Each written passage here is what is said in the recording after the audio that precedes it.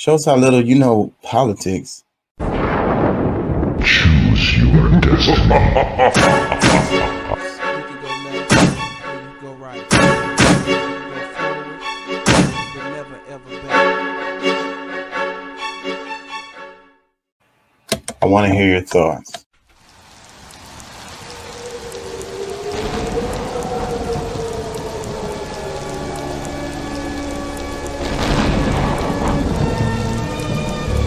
Good evening, my little one. I shall make you psychotic. Mommy, what does psychotic mean?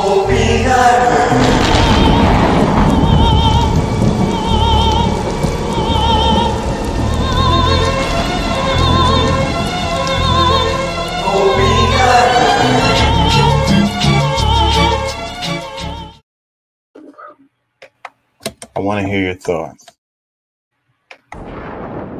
Choose your destiny. You can go left or you go right. You can go forward, but never ever back.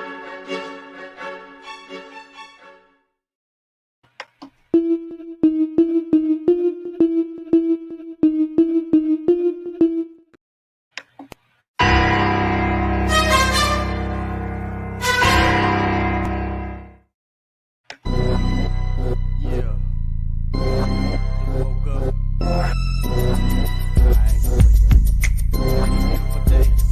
I ain't feeling your side. Yeah, you know what I'm saying? KCE, King Chaka.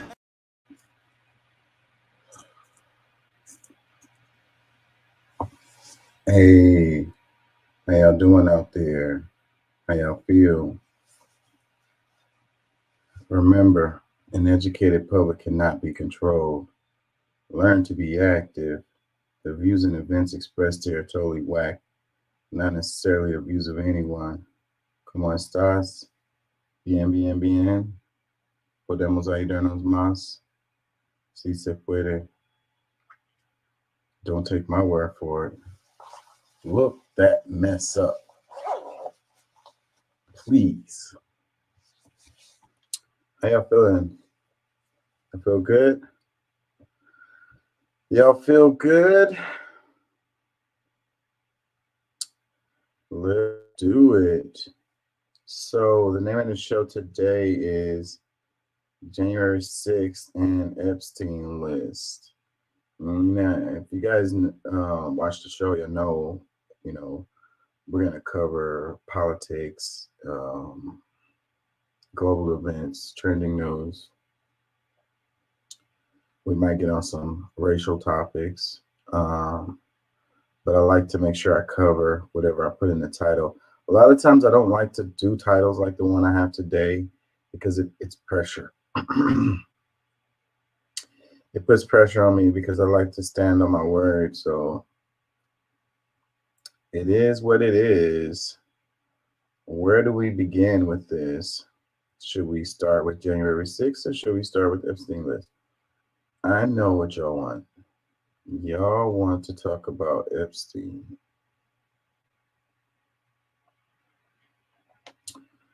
Where is my people? Where y'all at? Let's look at this BBC article. You know what? No. I'm going to stall for a minute. Let's warm up first.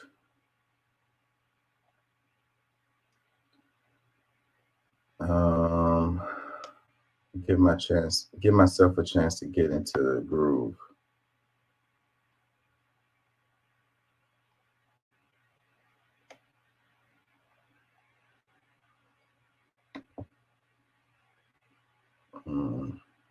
Bet y'all didn't know that they had fentanyl IVs.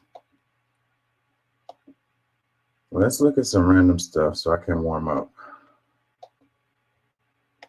Kind of get into the groove here. It says several dead after U.S. nurse allegedly replaced fentanyl IVs with tap water. Freaking tap water? God. As many as 10 patients in the United States may have died after a nurse at an Oregon hospital allegedly swapped fentanyl intravenous drips with tap water. According to the New York Post, police are investigating the theft of medication prescribed to patients at Asante Road Regional Medical Center in Medford. We covered a story like this. I don't know if it's the same one because they said saline. And saline would be a lot less, toxic or whatever, dangerous. It would still suck because they're trying to get their pain meds and they end up with saline instead because you got a person who's addicted to drugs who's working in the hospital. But tap water, oof, I don't even know what that would do. That sounds dangerous.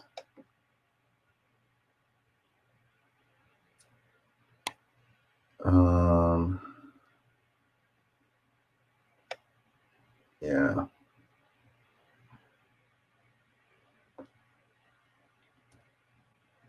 It says fentanyl is an opiate analgesic, so there's a chance of stealing. Yeah. So that's most likely what it was. It was a nurse or someone else working in the hospital who has access to the drugs and the patients. And they were stealing the fentanyl so they can use it for themselves. Replacing it with freaking tap water is pretty damn extreme, though. Goodness gracious. Former Aurora police officer convicted in Elijah McClain's death, sentenced to 14 months. 14 months. He probably won't even do all of that.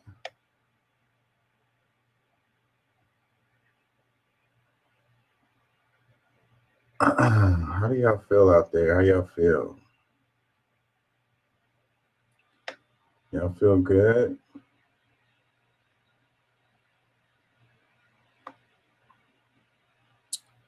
I guess we could go into this. I have some clips.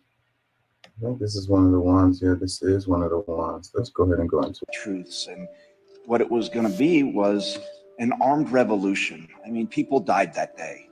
Law enforcement officers died this day. There was a gallows set up in front of the Capitol. This could have been the spark that started a new civil war, and no one would have won there. Former spokesman. Department of Justice indicated that it has evidence of the Oath Keepers bringing not just firearms, but explosives to Washington ahead of January 6th. There was always the push for military training. There were courses in that community that went over explosives training. We've gotten exceedingly lucky that more bloodshed did not happen because the potential has been there from the start. I do fear for this next election cycle because who knows what that might bring. If we need to quit mincing words and just talk about truths, and what it was going to be was an armed revolution. I mean, people died that day. Law enforcement officers died this day. There was a gallows set up in front of the Capitol. This could have been the spark that started. I agree with it that we shouldn't mince words about these things and try to downplay certain things, and face reality and also face the danger that is related to all of this. And we're going into election year, and like he said, things could have been much worse. And this time around, we could see a very similar thing play out, and it could end up being much worse. I don't want to see that. I really don't want to see a repeat of 2020. I don't want to see a repeat of that. It's not going to be good for the country. It's not going to be good for people. People's faith in the politics. All of these people that want to be I don't know, they want to step in and try to save things on their own or whatever. Violence. I don't know. Let's move on. Some people are wondering, where's the 5 alarms? Why isn't this a national emergency? Why isn't America incensed and infuriated? There are many reasons. One is because the main perpetrators are white. The overreaction to people of color as dangerous depends on the underreaction to people who are dangerous and white. I'm not saying or implying we should start fearing white people or that white people are evil or dangerous. I'm not saying we should start labeling people of color as safe. To be anti-racist is to recognize racial equality, that no racial group is more dangerous or safe, and no person is dangerous or safe because of the color. As the stealing of an election. Donald Trump's own White House counsel, own White House staff, members of his own family, all implored him to immediately intervene to condemn the violence and instruct his supporters to stand down, leave the Capitol, and disperse. For multiple hours, he would not. Donald Trump would not get on the phone and order the military or law enforcement agencies to help. And for hours, Donald Trump chose not to answer the pleas from Congress, from his own party, and from all across our nation to do what his oath required. He refused to defend our nation and our Constitution. He refused to do what every American president must. Donald Trump's own White House counsel, own White House staff, members of his own family, all implored him to immediately intervene to condemn the violence and if you broke the law, you can't say that.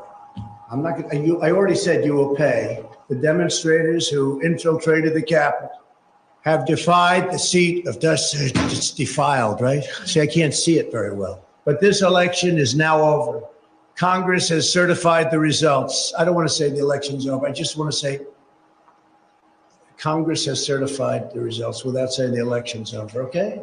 I would like to begin by addressing the heinous attack yesterday. Yesterday is a hard word for me. My only goal was to ensure the integrity of the vote. My only goal was to ensure the integrity of the vote. And if you broke the law, you can't say that. I'm not gonna, I already said you will pay. The demonstrators who infiltrated the Capitol. You know, I think that Trump definitely could have done more. You know, he was trying to accomplish something, you know, when all of this happened. He wasn't trying to get these people to necessarily storm the Capitol, but he wanted to win, you know, and he wanted to do whatever he could do to win. And that's what he was trying to do at that time, you know. And he could have done more to keep from things getting out of hand the way that they did. And that's just a reality.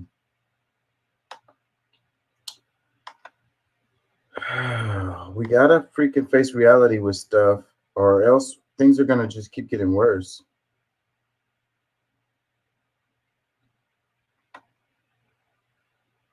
It says, "Dear America, you are waking up, as Germany once did, to the awareness that a third of your people would kill another third while a third watches."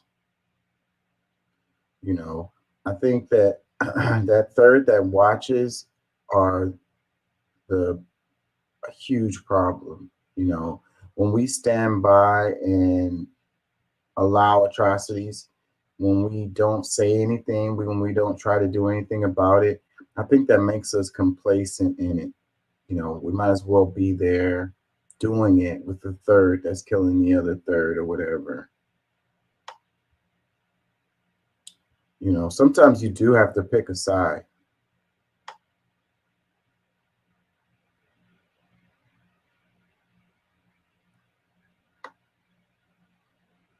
It says, "Let everything happen to you, beauty and terror. Just keep going. No feeling is final."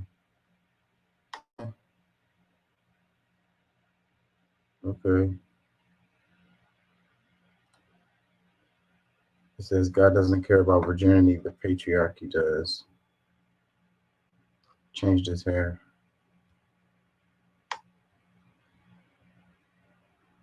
Man, Cat Williams lit the internet on fire this month.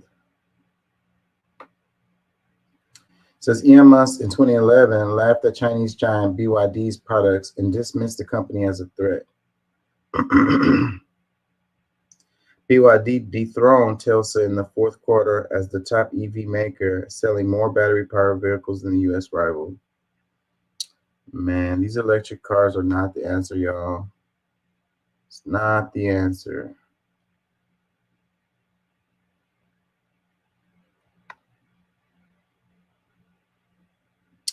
It says, not sure what's more disturbing, the entire Democratic Party full of throatedly funding a genocide, or the liberals shaming you to vote for them so they can do it for 4 more years.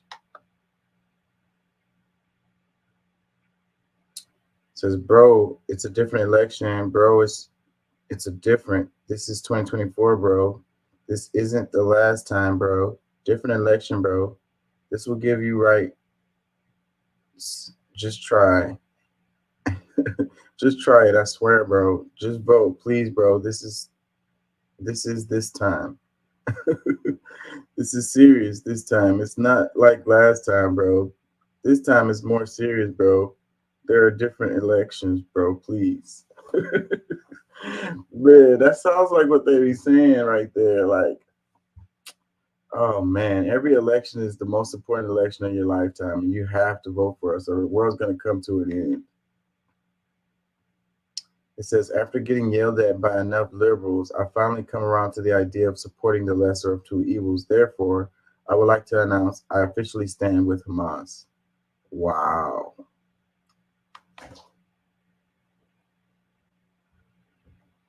There's no resistance because the working class, its organizations, the leadership is wedded to the Democratic Party. The head of the AFL-CIO, he knew Joe Biden personally, and he was complaining to Biden in 2012 about the Obama-Biden administration's lackluster performance when it came to the labor movement. And Biden shot back at him and said, look, what are you complaining about? What are you complaining about? You know you have nowhere else to go. You know you have nowhere else to go.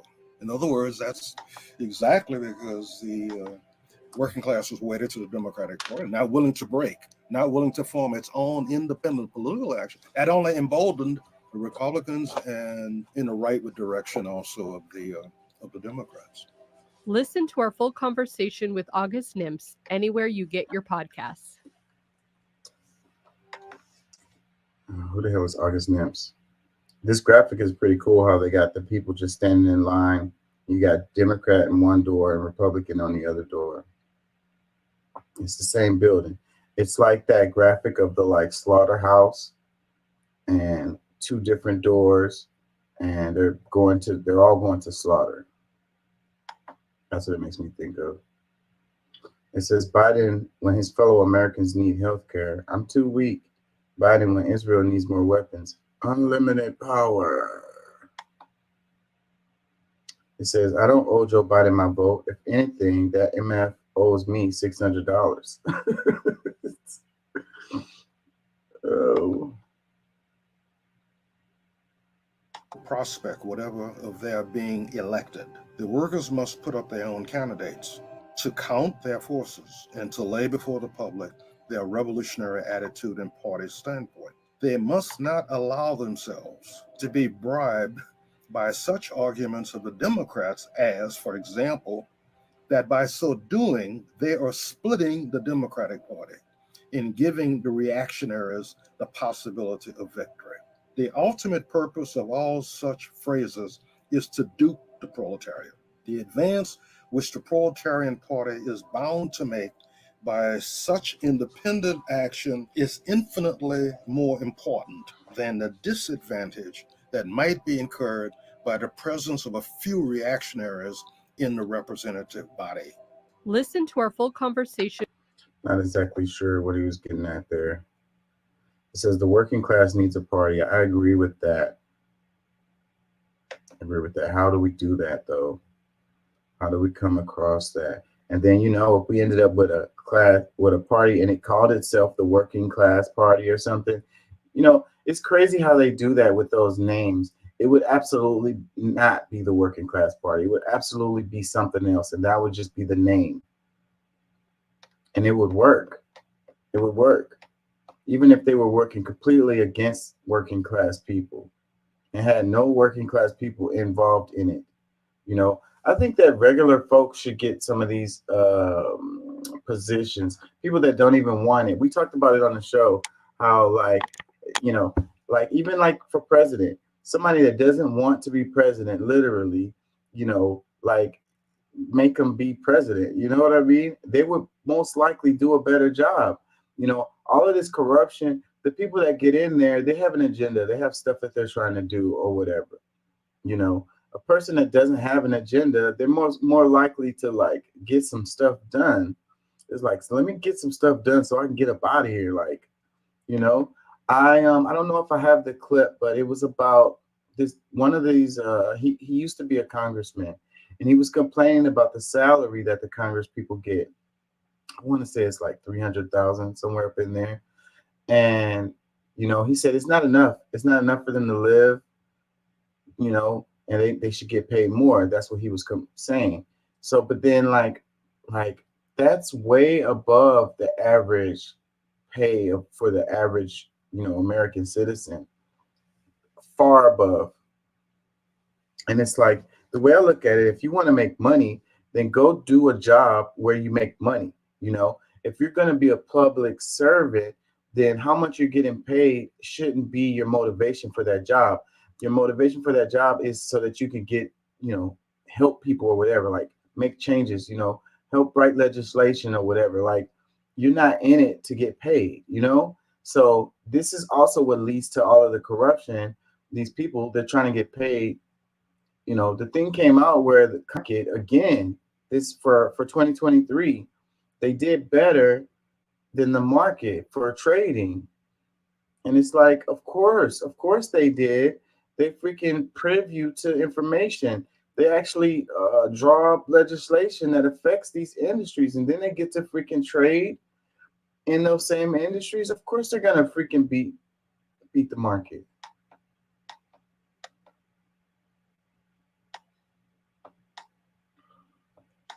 That's the kind of stuff that people should be angry about. The internet was born off of cat videos. January 6th, 2021, when a mob violently attacked the United States Capitol. They used brutal force and fear to try and overturn the results of a free and fair election. They tried to overrule the votes of millions of Americans. On that day, we saw violence, chaos, and lawlessness. But some so-called leaders still tried to mislead and gaslight by claiming it was a peaceful protest. Can you imagine?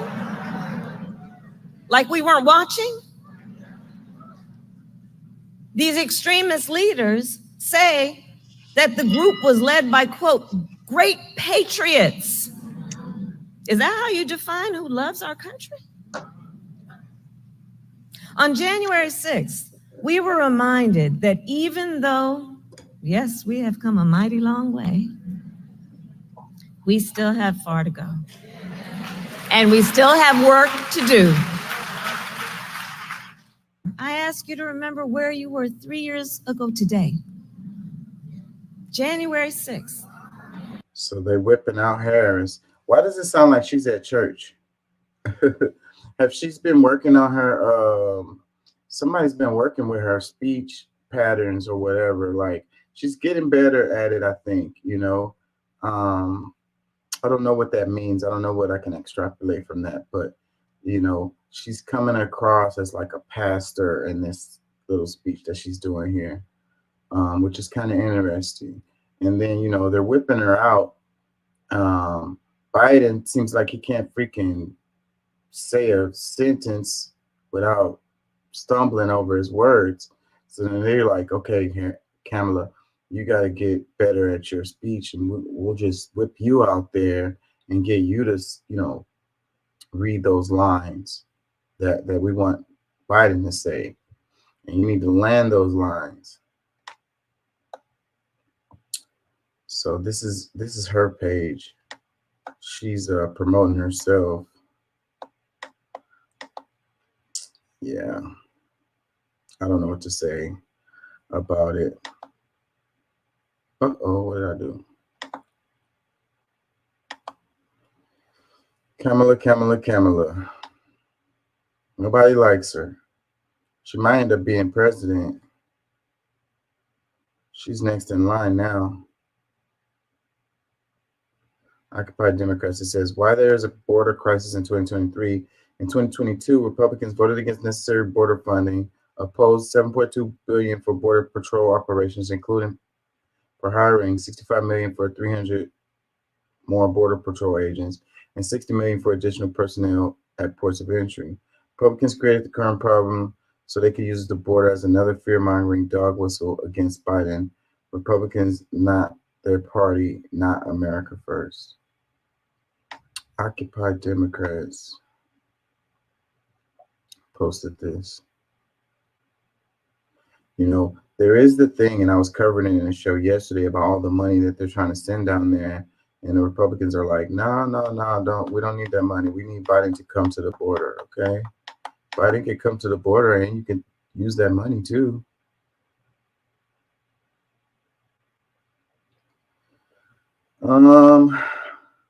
Do we want to go ahead and jump into this? That's pretty funny.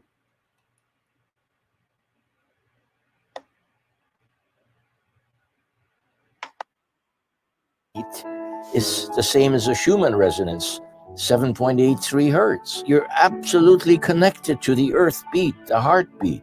Our shoes will not allow us to connect with the earth. The only time you do is when you go on a beach or you run barefoot, and look how good you feel when you're barefoot, because now you're connected with earth. And that's why the easiest thing is, I know you've got shoes, we all have shoes that have rubber on the bottom. Go hug a tree. You get the grounding from the tree, because the tree roots go deep into the ground, and all that good energy will go through you when you hug a tree, even though you have rubber-soled shoes on. You're living in the city, you're not grounded with the earth anymore because you've got rubber on the bottom here, and the earth beat is the same as a Schumann resonance, 7.83 hertz. You're absolutely connected to the earth beat, the heartbeat. Our shoes.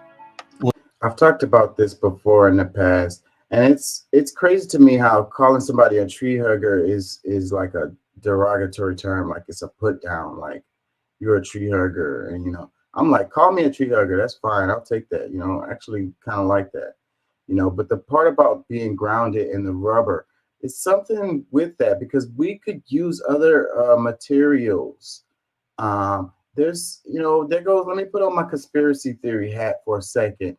And it's like, you know, you think about the rubber in the car too, as far as the tires, you know, and it's like, it seems like they want to keep you separated all the time. Like you never get grounded. You always have that barrier between you and the earth.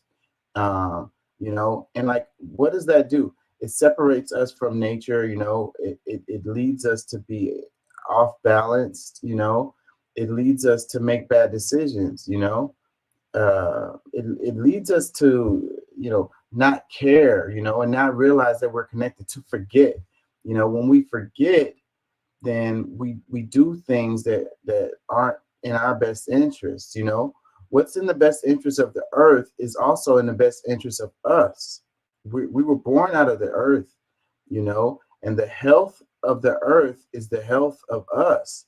So if the earth isn't healthy, then we're not healthy, you know. We could think that we have all of these technologies and all of this stuff, but at the end of the day, you know, a lot of people are talking about EMP blast. This has been bouncing around the internet, and you know, they have that new movie. I haven't even watched it, but people were talking about it a lot.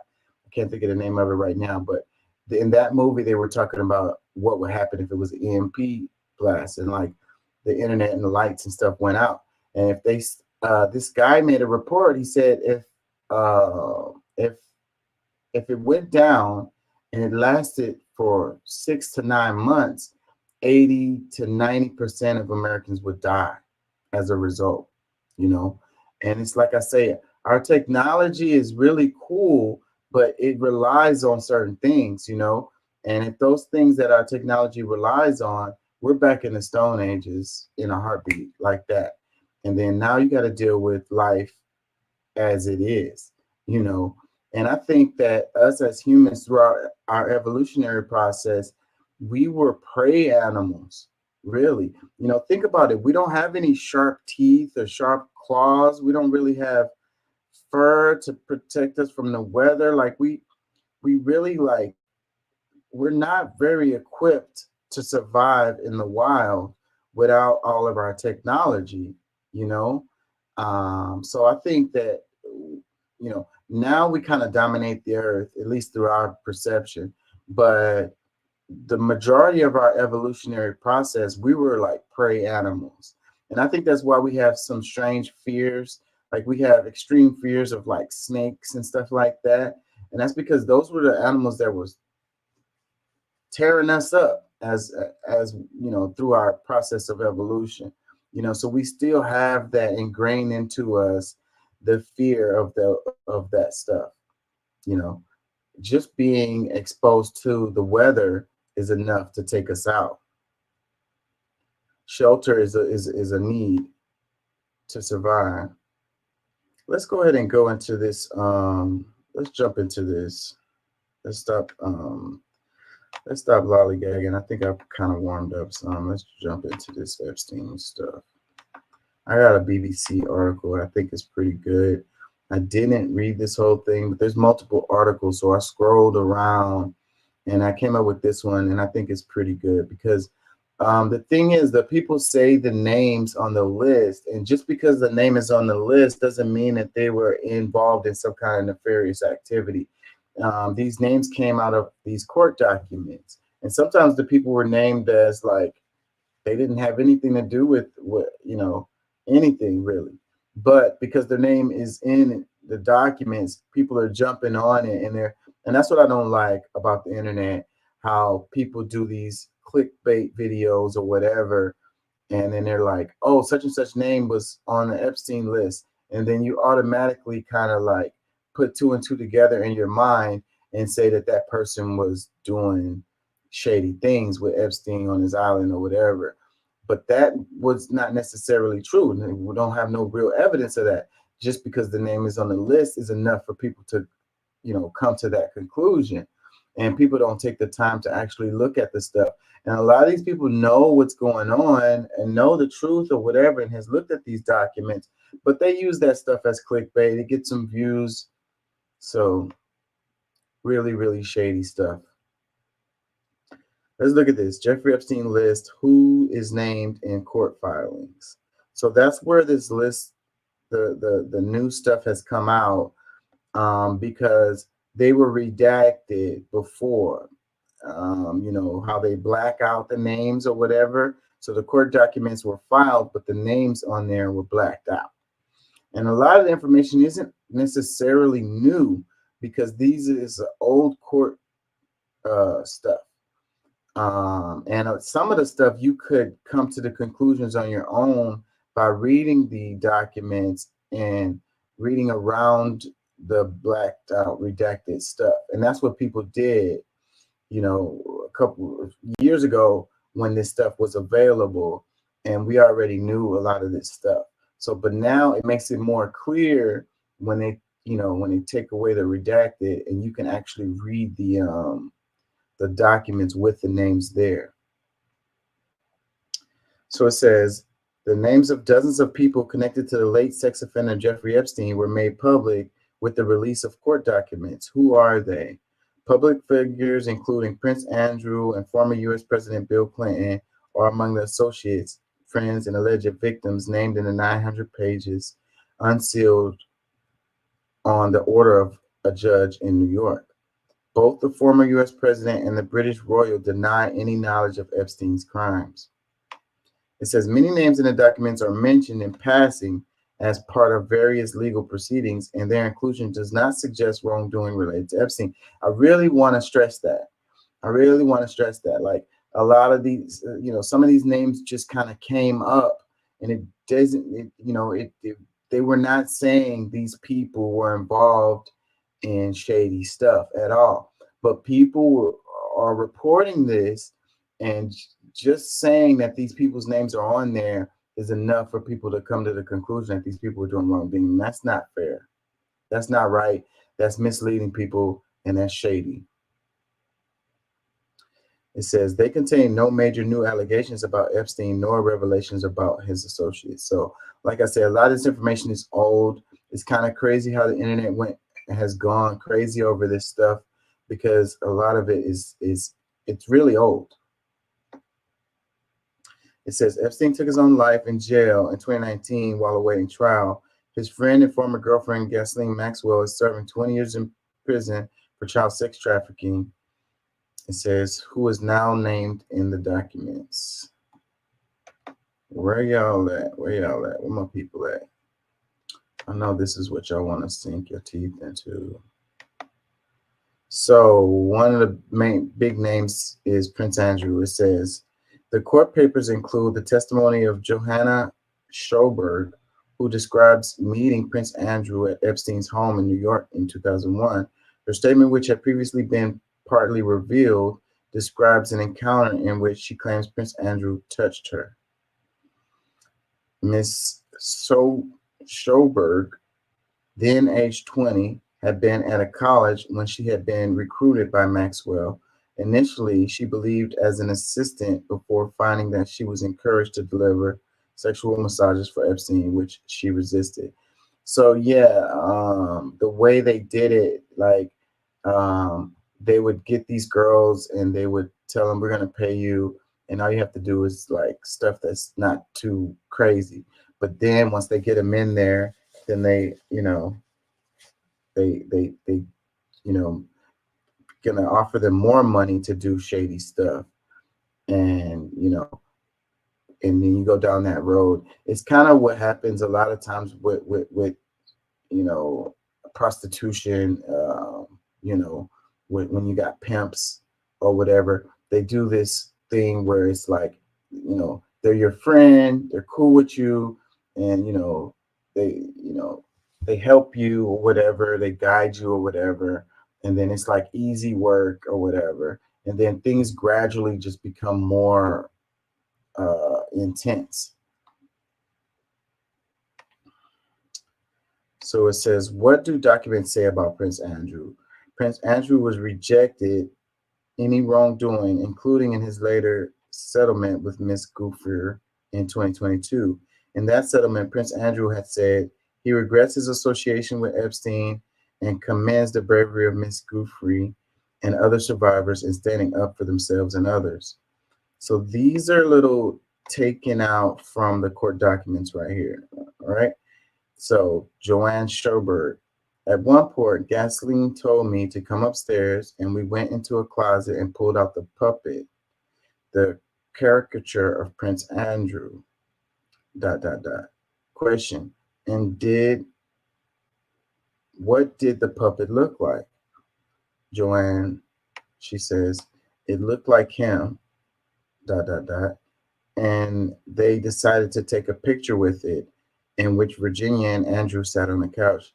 They put the puppet on Virginia's lap, and I sat on Andrew's lap, and they put the puppet's hand on Virginia's breast, and Andrew put his hand on my breast, and they took a photo. So that is all we have for Prince Andrew. So this doesn't sound too like crazy right here. But like I say, the way people were reporting this, and it's like Prince Andrew is on the list, and then people are like, well, he must have been diddling, children or whatever. It's hard for me to talk about this because the algorithm is gonna be triggered by certain words. I'm trying to keep from that happening. So it says Bill Richardson, in her deposition, Ms. Giuffre says she was forced to have relations with prominent figures, including New Mexico's Governor Bill Richardson. Before his death last year, Mr. Richardson denied ever meeting Ms. Giuffre, and he was not charged with any crime. So, question.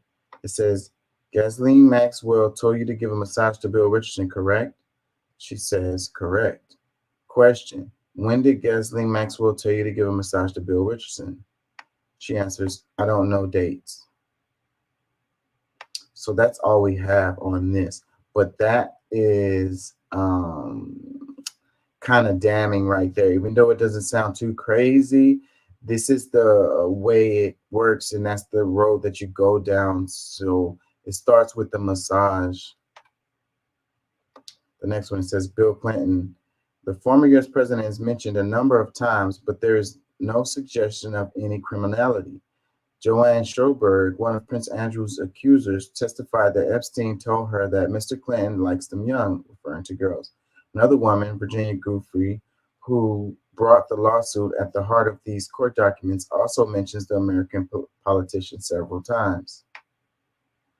Although she makes no allegations against Mr. Clinton, she was trying to get him to testify under oath about his relationship with Epstein, describing him as a key person. Says she had previously said Mr. Clinton visited Mr. Epstein's private island, but in the court documents, both Maxwell and Epstein dispute this. There is also no record in pilot logs of Mr. Clinton going there. Mr. Clinton himself has said he flew on Epstein's plane 4 times, including twice to Africa, because they worked together on humanitarian projects. But those meetings took place before the financier came under investigation, he said, and he had no knowledge of his crimes. So,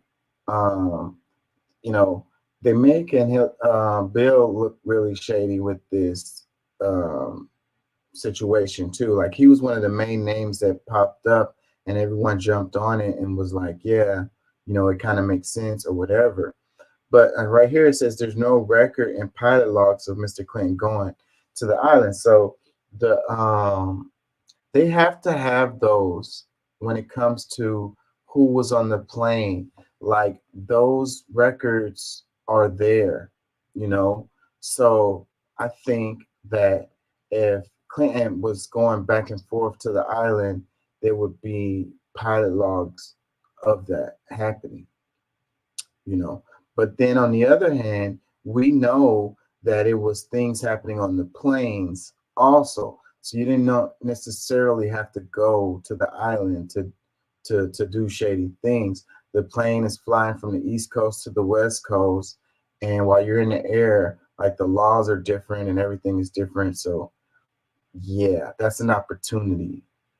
And you can always use an excuse to say, humanitarian efforts, or we were working on the same things, or I just hitched a ride on his plane or whatever, which is kind of crazy to use as an excuse, knowing that Clinton had access to other planes. Like, he didn't have to fly on Epstein's jet,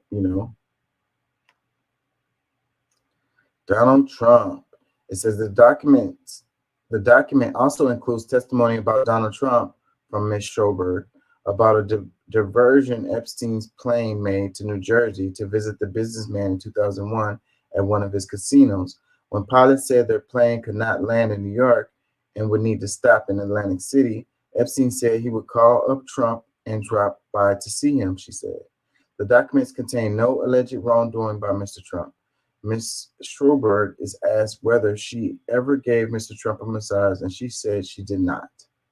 So, Ms. Stroberg, it says, as we were flying, Jeffrey said, why don't you go and sit in the cockpit and check out the landing? So we were sitting there, and the pilots told me to go back and tell him we can't land in New York and that we were going to have to land in Atlantic City. Jeffrey said, great, we'll call up Trump and we'll go to, I don't know, recall the name of the casino, but we'll go to the casino. So this is excerpts from the court documents right here in the red, if y'all are following this. Michael Jackson. So it says Ms. Schoberg said she had met the singer through Epstein, although she did not allege any wrongdoing by him. Question: did you ever meet anybody famous when you were with Jeffrey? Joanne Sherberg: I met Michael Jackson. Oh, really? And where was that? At his house in Palm Beach. At Jeffrey's house in Palm Beach. Did you massage him? No. So they're taking these excerpts from the court documents where these people's names were showed up. And these are the situations where the names were showed up. So again, like how the way people are covering this is like, yeah, Michael Jackson's name showed up on the Epstein list, and then people automatically,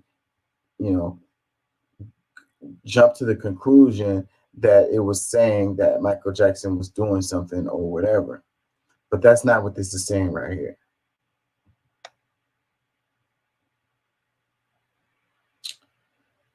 Hold on, is that it for this one? There's a really good list. It shows all the names. Let's see if we can find it. I have it on my phone.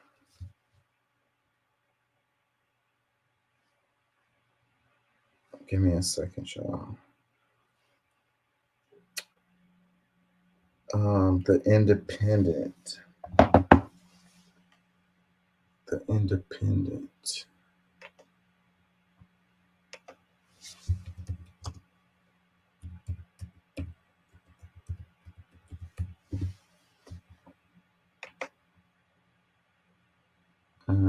The Independent. Is it UK? I think so.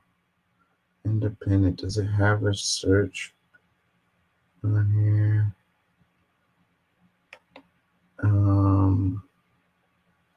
Hold on. Jeffrey Epstein List. New documents unsealed. Hold on. Is this the one I'm looking for? Hold on. Newly documents named Sarah Ferguson, Chris Tucker, and Kevin Spacey. I want the one that goes down the list. This is not it. Hold on, y'all.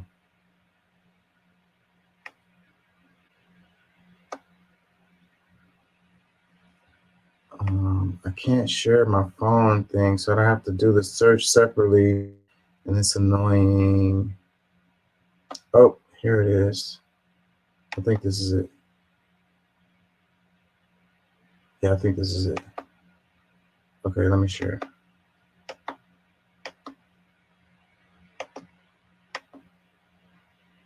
Okay, the Independent. It says the Epstein List, full list of names revealed in unsealed court records so far. This is 20 hours ago.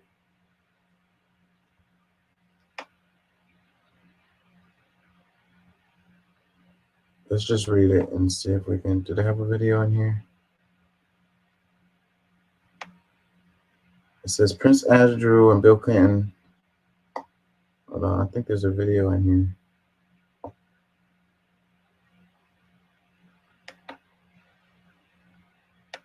And Donald Trump. These are three of the names listed in a trove of newly released legal documents linked to Jeffrey Epstein. A stash of 40 documents have so far been made public as part of a long-running defamation lawsuit brought by Epstein victim Virginia Giuffre against his former fixer and convicted child trafficker Ghislaine Maxwell in 2015. In December 2023, a New York judge issued an order to unseal materials identifying individuals whose names have been previously redacted. But being identified through the court documents does not necessarily mean that the individual was involved in or aware of any wrongdoing by Epstein.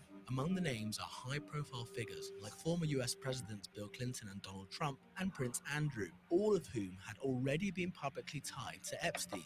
The Independent has contacted the relevant parties for comment. Managing my credit card debt was overwhelming, and it just was. Let's read some of this. It says, Prince Andrew and Bill Clinton are among the more than 100 people named in a newly published legal document linked to the PD, Jeffrey Epstein. The disclosure of the first batch of court files includes the names of victims, friends, and associates of the offender and Ghislaine Maxwell, although many others will have no direct link to Epstein. It says the millionaire financier who socialized with royalty and celebrities was accused of running a large network of underage girls for relations. While awaiting trial, he killed himself in a jail cell in 2019.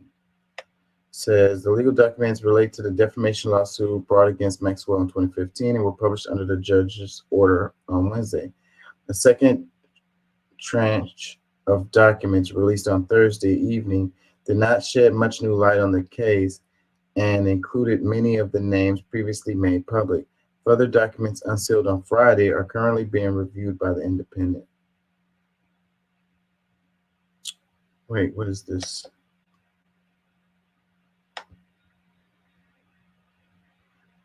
Let's play this.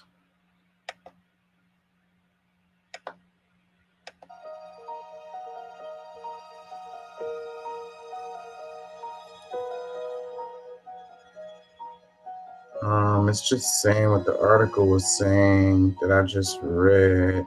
And it's showing clips from the actual court filings.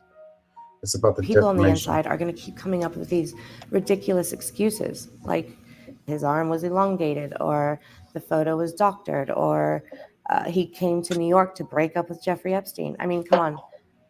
I'm calling BS on this.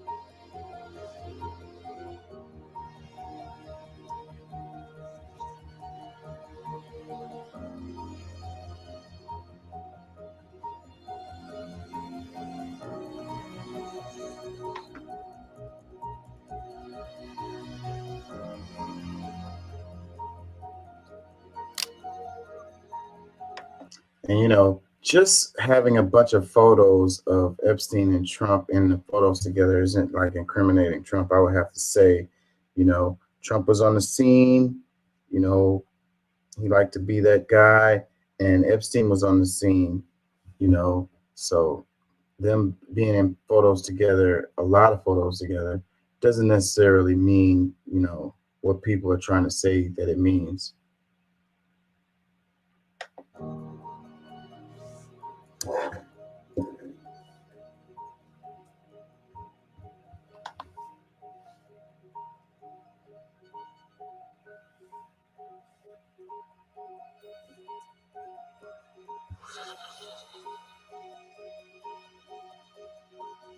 All of this is what we already kind of covered.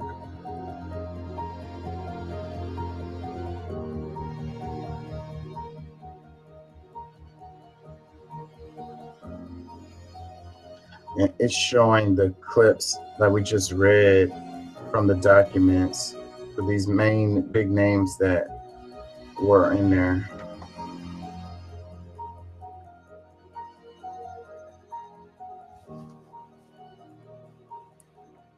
Yeah, we read that in the last story. In the last article.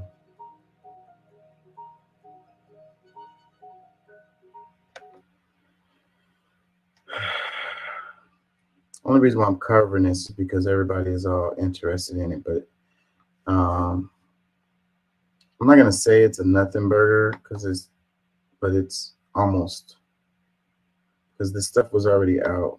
It's been out for a while. Let's see. Where did I stop?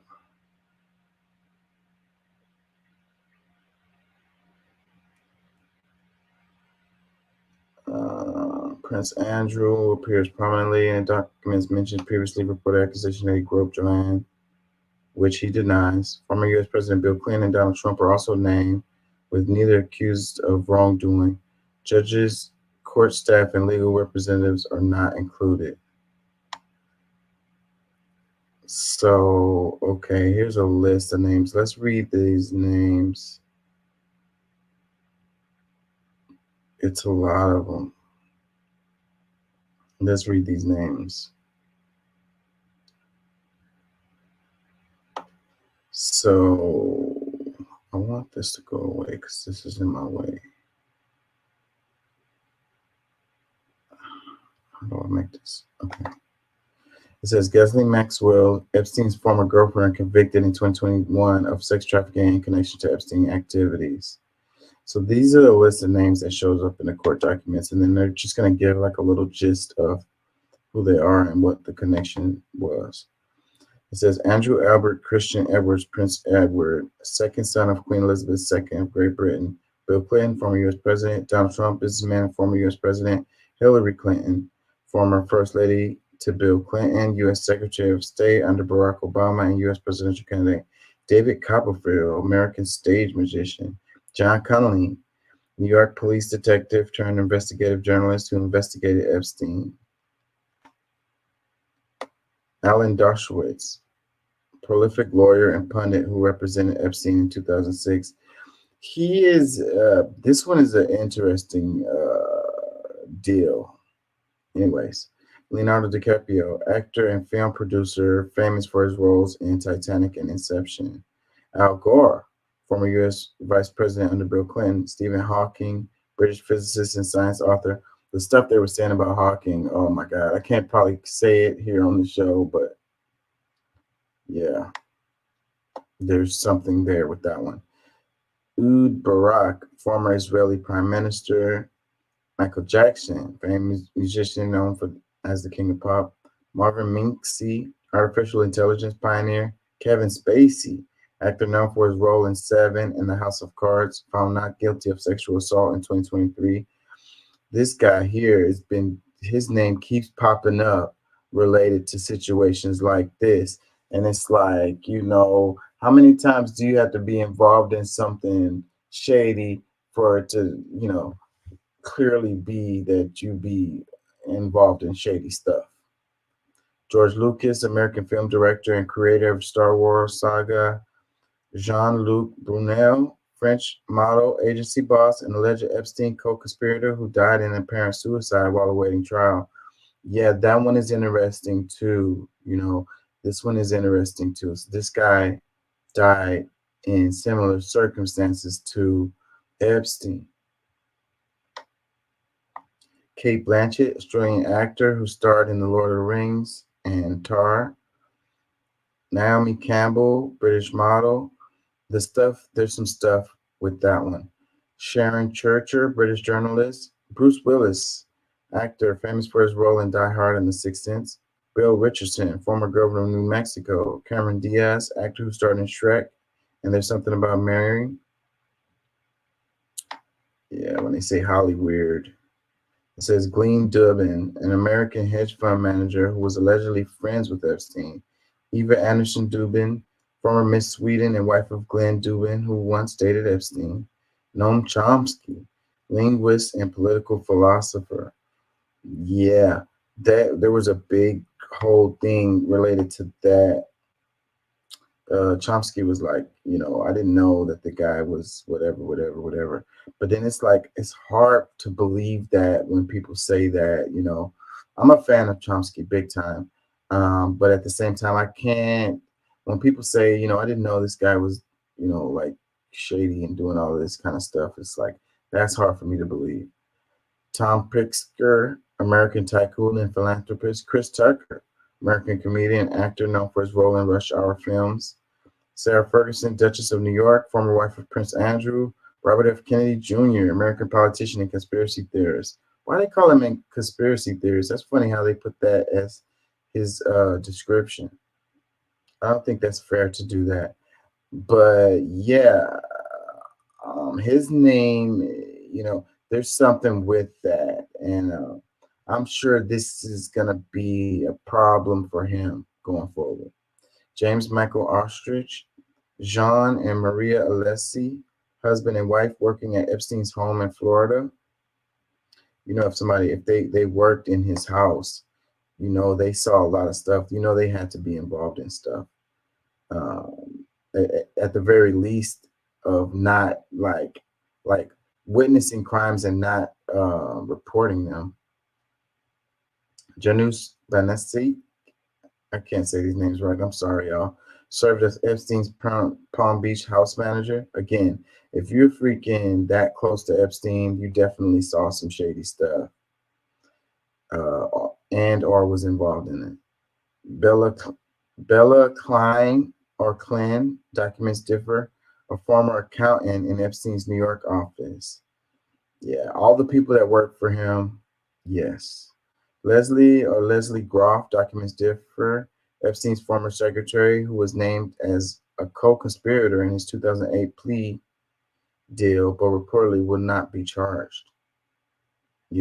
Sometimes that's how it works. That's a good way to get out of trouble, is to take a plea, related to stuff. So then they have to seal it. Then they can't come back and get you later. Victoria Bean, Rebecca Bolin, Dana Burns. See, they don't give no description of these people. Who are these people? Ron Eppinger, sex trafficker. So what about these people that they didn't put any description to? So, and the only description of this person is sex trafficker. That's really kind of strange. Daniel Estes, again, no description. Annie Farmer, accused Epstein of sexual assault. Maria Farmer, Annie Farmer's sister, who also accused Epstein of sexual assault. Anuska de Grigu, a model who accused Epstein of relations. Louis Free, former director of the Federal Bureau of Investigation. Frederick Fica, celebrity hairstylist. Alexandra Fica, son of celebrity hairstylist. Jojo Fantanella, Epstein's butler. And I bet you that dude, how much you get paid to be his butler? Virginia Giuffre, formerly known as Virginia Roberts, accused Prince Andrews of sexual assault. So yeah, that's the name. So see, that's where a lot of things get confused, because see, this is just a list of names that were, in these documents or whatever. So, but this chick was the one who they were talking to and asking questions or whatever. She was apparently a victim of the whole thing. So, but then the way you look at this list, then you think that this person is a person that was doing shady things. Anyways, Lynn Miller, mother of Virginia Giuffre. See, again, there goes another situation.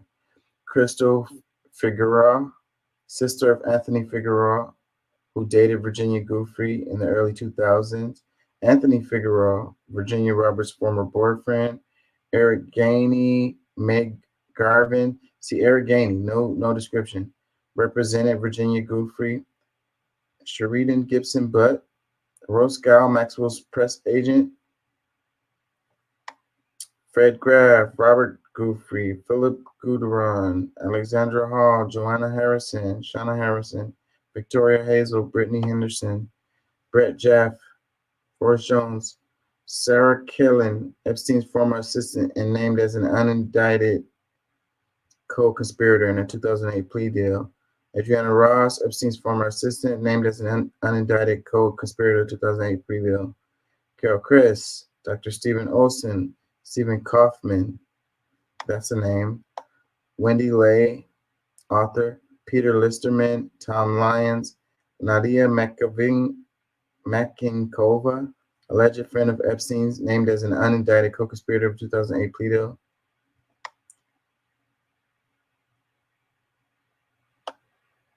I lost my freaking place. Jamie Melanson, Donald Morrell, David Mullen, David Noor, Joe Pagona, May Paluga, Stanley Pottinger, Detective Joe Ricari, former Palm Beach police officer who investigated reports of sexual abuse against children by Epstein. Chief Michael Reeder, responsible for investigation of sexual abuse against children by Epstein. Ronaldo and Deborah Rizzo, husband and wife who worked for Epstein, alleged friend Glenn Dubin. These are a lot of names. It kind of keeps going.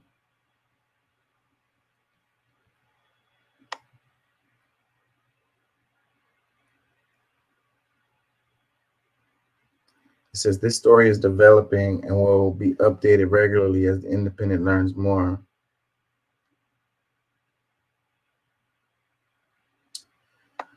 Let's see. Before we move on, let me see something.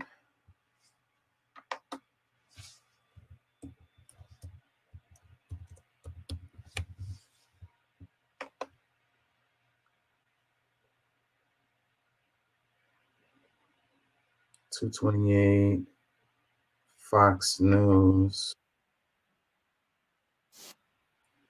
Let's let Fox News do a quick little deal on this. The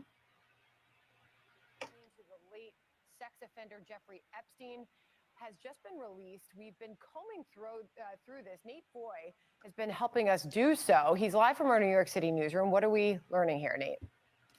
Hey, Sandra. So 29 documents were just released in the past hour, over 400 pages. We're going through it as quickly as we can. And once again, names in the Clinton family have come up. So, of course, these names coming out as part of a 2015 defamation lawsuit between Virginia Giuffre, one of the accusers who claims that she was sex trafficked by Jeffrey Epstein, and Ghislaine Maxwell, Epstein's confidant.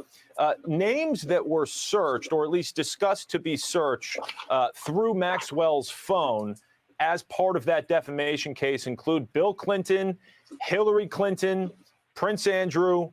Law.harvard.edu was one of the phrases to be searched through her phone, as well as Alan Dershowitz, the attorney. But the difference today, Hillary Clinton's name coming through, as we have seen former President Bill Clinton's name pop up each of the past 2 days. Another thing to note, Sandra, in one of the documents that was just released, there is essentially a message book that came out. It's handwritten notes for Jeffrey Epstein about who had called him. One of those notes reads, quote, "She had on the phone Mr. Harvey Weinstein." So we'll keep looking into that, as well as the rest, or as for the rest of the documents that we've had the chance to go through to this point.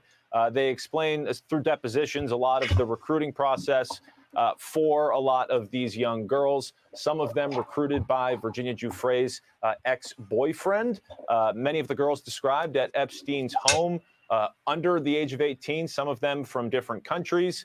So right now, with these 29 documents being released, that makes 88 documents that have come out to this point. Giuffre's lawyers tell us that we can expect 240, and that process for those documents to be unsealed could stretch into Monday. But we'll keep going through this newest batch of documents, and we'll let you know what we find. All right, Nate Boy, live here in New York City.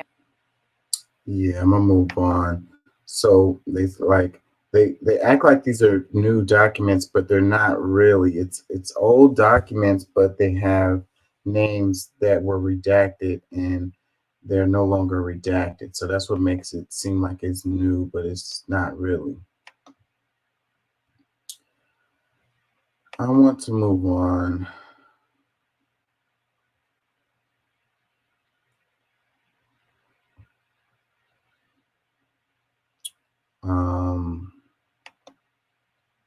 I need somebody in here. Where you at, Doc? This clip, did I play all of this clip?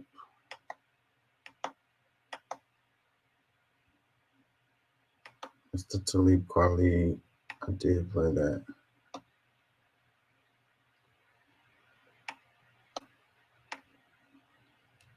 Hold on, y'all.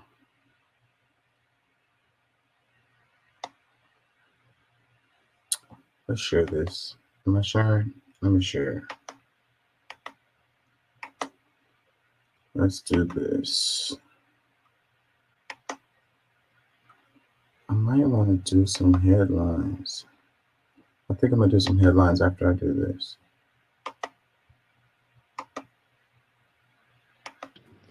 More doctors and more teachers per capita than any country in the world.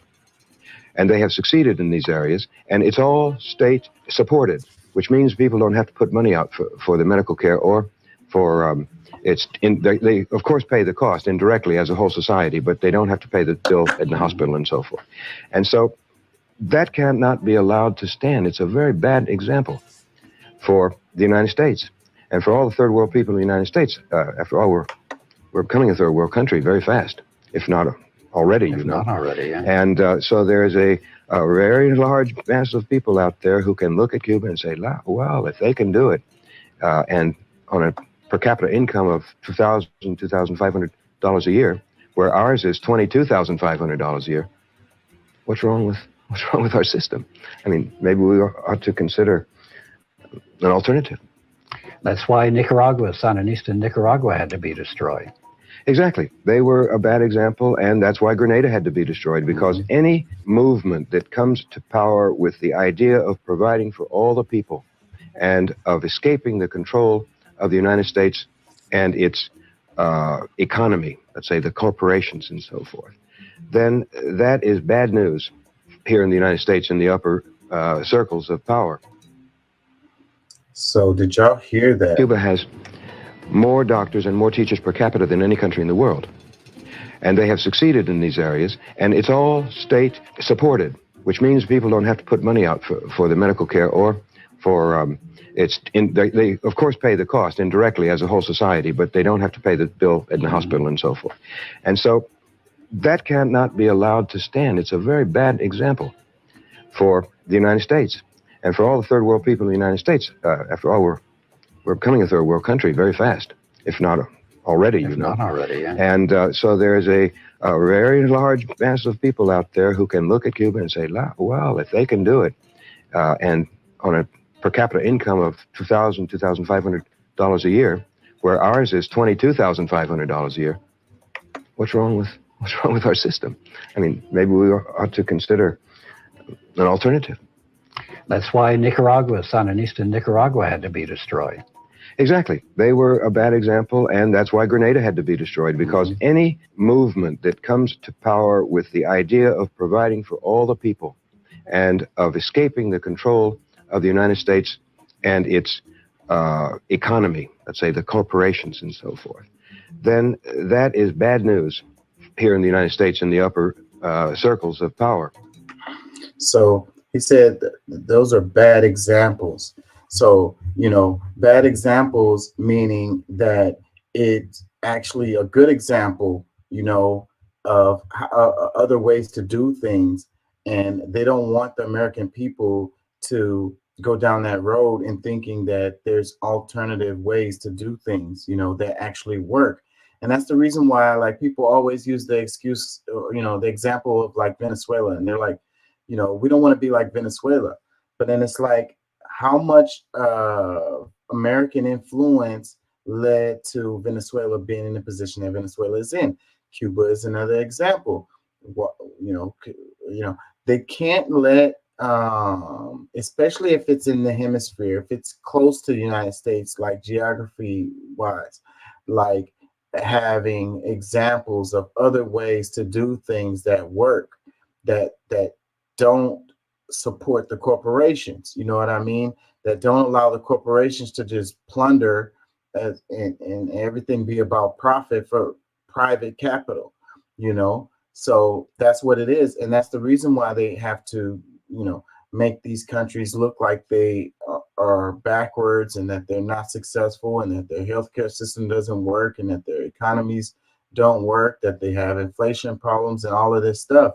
They create these things after the fact, to prove that the American system, the capitalist system with the corporations running the show is the best way for things to be done, and we've been totally programmed to believe these things are true, and so then they state, like I say, they use Cuba as evidence, they use Venezuela as evidence, but this is manipulated. Like, they actively make sure that these countries are suffering, so you can be like, I don't want to be like Venezuela, I don't want to be like Cuba. Yeah, if the United States didn't have the embargoes and all of this stuff, if they didn't go over there tearing up their stuff, then they would be fine. It's like, why do we have a problem with Cuba anyways? Like, what the hell have Cuba done to us, like, in the last 50 years or anything? Like, what the hell? It really doesn't make any sense. Let me read this. It says, close to 30 years ago, former CIA officer Philip Agee was interviewed about the United States' role in destabilizing countries such as Cuba and Nicaragua. Fascinatingly enough, he explained how when governments prioritize social justice and equality by providing education and health care, as Cuba does, the United States moves to disrupt their processes. Countries like Nicaragua, Cuba, Grenada, and others that have challenged U.S. hegemony so they can provide a good quality of life to their people were or being destroyed militarily or economically. This comes as the U.S. government oppresses its population. So this is what happens, and it's really, really clear. And like the history really shows this. But our media is skewed. The corporations control our media, so we don't see this stuff. Not only that, it controls the education system. So this kind of stuff, especially in like K through 12, they might touch on it briefly, but they're definitely not going to go in depth to the point where you can understand it and relate it to present times and how things are now here in the United States versus these other countries or whatever. You'd have to go to upper education to get any really clear understanding of that kind of stuff. And then you'd have to take, a lot of these classes are going to be like elective classes. It's not going to show up in your core classes or whatever. You'd have to actively pursue that information. Like, they're not going to give it to you. Really, really sad stuff here. That we've been programmed in a way. And it's really sad when like a country is just trying to look out for their people and be fair with their people and share the resources and stuff like that. Make sure everybody got education and freaking health care. Then the United States has to come in there and bust that shit up. They're like, oh, no, y'all can't do that. The corporations have to be running the show. It has to be about profit. Whatever system you're doing, it has to be about profit. For private profit. Public goods, no. Really, really clear. Really clear stuff. Our house! How do you handle this? Open the door, brother. How do you handle it? Come on, man, open the door. That socialist pigs, you're gonna kill veterans and put this world together. Handle it. That we're sick of it. Okay, 30 years. Would you? Huh? And I've never had people like this. Say again. I've been in law enforcement in Texas for 30 years. Talk a little louder. That's because you've never seen corruption like we have seen this last month. I'm ashamed. And I'm ashamed of my Congress people. They don't even stand up for it. Man, they're giving away my grandchildren and your grandchildren's freedom. what? You need to back up. Freedom is at hand. Go find another door, everybody. Do you understand we're fighting for you? You ought to put the guns down. We're not going to do anything. This is about please a civil war. If this doesn't happen, there's going to be a bigger civil war. And a lot of bloodshed. We don't want that. We don't want more bloodshed. Is there anybody in there? Yeah. Who's in there? Who's in the house? Can you see who's in there? So this is a clip. It says the newly released video shows a confrontation between Republican congressmen and Capitol rioters. This was January 6, 2021, in Washington, D.C. It says this footage shows Troy Neal scolding rioters over trying to breach the House of Representatives chamber.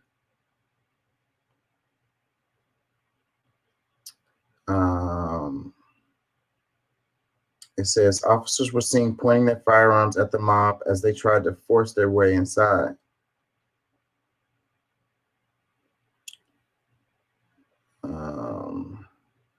It has some more. I want to read this before I make comments. It's another one about to pop up here.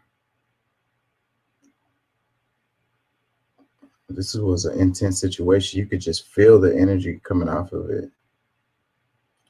Like, boom. And the way these people were talking with the guns in their face, it says 5 people died during the attack on the U.S. Capitol in the immediate aftermath. People want to act like that stuff didn't happen, So this is it was probably somebody's phone, I don't know where the hell this footage has been all this time or whatever, but anyways. Sky News, it says this new video shows Republican congressmen confronting Capitol rioters in 2021. Let's read some comments. It says, MAGA cultists, they were just peaceful tourists on a day tour Don't believe what your eyes are seeing and ears are hearing. Another comment, it says, not one single human being that was at the state capitol on January 6th was charged with violating 18 U.S. Code 2383, rebellion or insurrection. Never forget this when people deceitfully claim there was an insurrection. Another comment says, he's not a Republican, he's masking. What does that mean? Another comment says, this was entrapment at its finest, a bunch of feds getting people riled up. The feds got the people riled up. It says, play this every day, stop posting DJT. Another one, it says, insurrectionist, I know riot is easy to spell, but you have to report the truth. Let's see, more comments. Hold on. Uh-oh, what did I do? I didn't even know you could do that. Hold on, y'all, I'm sorry. I didn't even know you could do that. More comments. It says, the only person that died was Ashley Babbitt. She was an unarmed veteran, 5'2" and 115 pounds. The other people died of either suicide or other medical mental health conditions. You know, but those were direct deaths that were directly resulted from that situation. You can't downplay that. Let's see what the reply says here. It says, she was a veteran who betrayed her oath. If she was tough enough to be in our military, she was a threat. It says, it's we the people, not the government. She betrayed no one. So yeah, so like if they telling you that you can't come in these chambers and that we're gonna pop you if you do, and then you try to climb through the window or whatever, and then they pop you, like. Another comment, it says, imagine going to jail for a criminal and never having enough common sense to realize you got. Another one, it says, the Capitol Police opened the doors and escorted them around. What a setup. Okay, you know, a lot of people are saying that, but look at this video right here. You know, that's not what I see here. Like, okay, maybe there was some situations that related to that or whatever, but what explains this video right here? What explains the you know, the girl who got shot and killed when she was trying to climb through the window? Another comment, it says, now show the rest. Okay, I don't know what that's supposed to mean. Trump maggots tried to kill our Congress, never forget. Another one, it says, you are sick, Sky News. Why? Because they're playing a video of something that actually really literally happened. Like, this is on somebody's phone. This, you know, this wasn't doctored or created or nothing. It says, rioters, there were worse scenes at the Palestine demos today. Another one that says, who cares? They're fighting for their freedom. There are more important issues at stake than old news, unless you're willing to show that undercover operatives were the cause of the attack that day.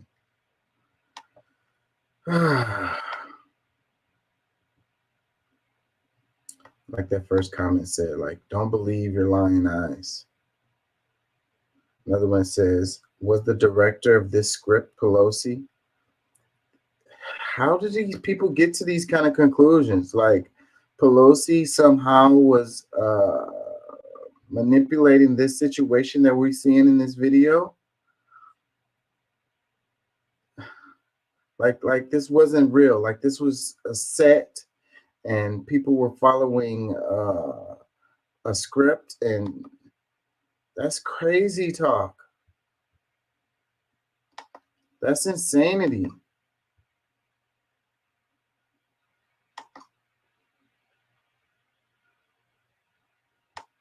That's insane.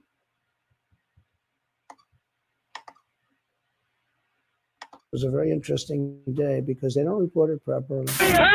People in that crowd said it was the most beautiful day they've ever experienced. There was love in that crowd. There was love and unity. My kids didn't have the courage to do what should have been country and our Constitution, giving states a chance to certify a corrected set of facts.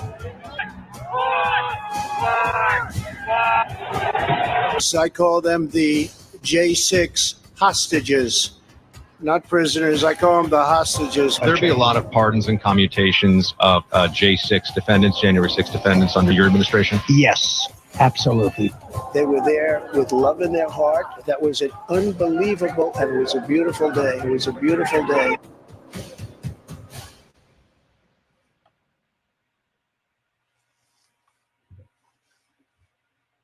Yeah, man. January 6th was a very interesting day because they don't report it properly.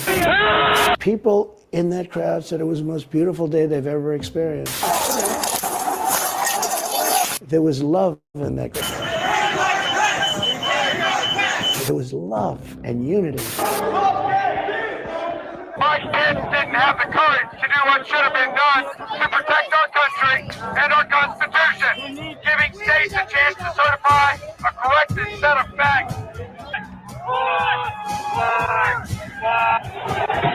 I call them the J6 hostages, not prisoners. I call them the hostages. There'll be a lot of pardons and commutations of J6 defendants, January 6 defendants under your administration? Yes, absolutely. They were there with love in their heart. That was an unbelievable, and it was a beautiful day. It was a beautiful day.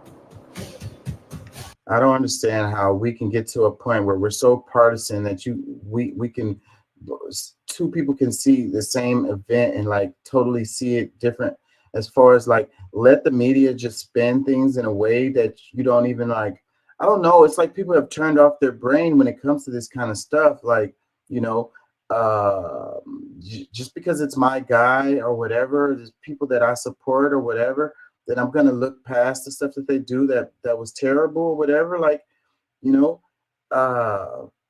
and then people just, they don't even look at it. Like, I've played videos on the show before, you know, when we were talking about January 6th, and then people are like, I didn't see this or whatever. I mean, like, well, that's probably because the stuff that you're watching is totally like partisan. It's totally like trying to get you to see things in a certain way, you know. It's not showing you the full story or whatever. It's just showing clips to support what you want to already believe, you know.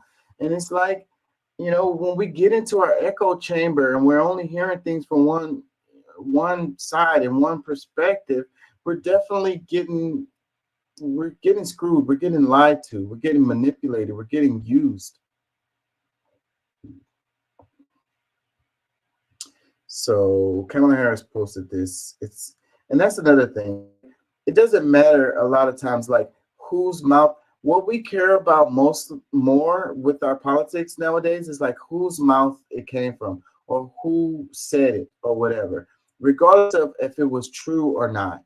It's about who said it. It's like, I don't like that person, I think that person lies or whatever, then I'm not going to listen to anything that they say. And this comes from both sides. So, you know, on one side, it's like whatever Trump says, it's like, oh, whatever Trump says is a lie, and he never does anything good or whatever, you know. And I could sit here and say Trump has done good things, you know, and has said things that weren't lies, that were 100% true. And I could say the same thing for the other side, for Biden or for Kamala Harris or whoever. Like, just because you don't like somebody doesn't mean that they don't never say anything that's true or do anything that's good. Like, how did we get to that point to think that way? Like, that is crazy. It says, on January 6th, our democracy endured a violent assault animated by lies and hate. Insurrectionists stormed the Capitol in an attempt to overturn a lawful election. Let's vow to fight to safeguard our democracy and preserve our most sacred freedoms of generations to come. You know, and that is what was happening as far as what the point of it was.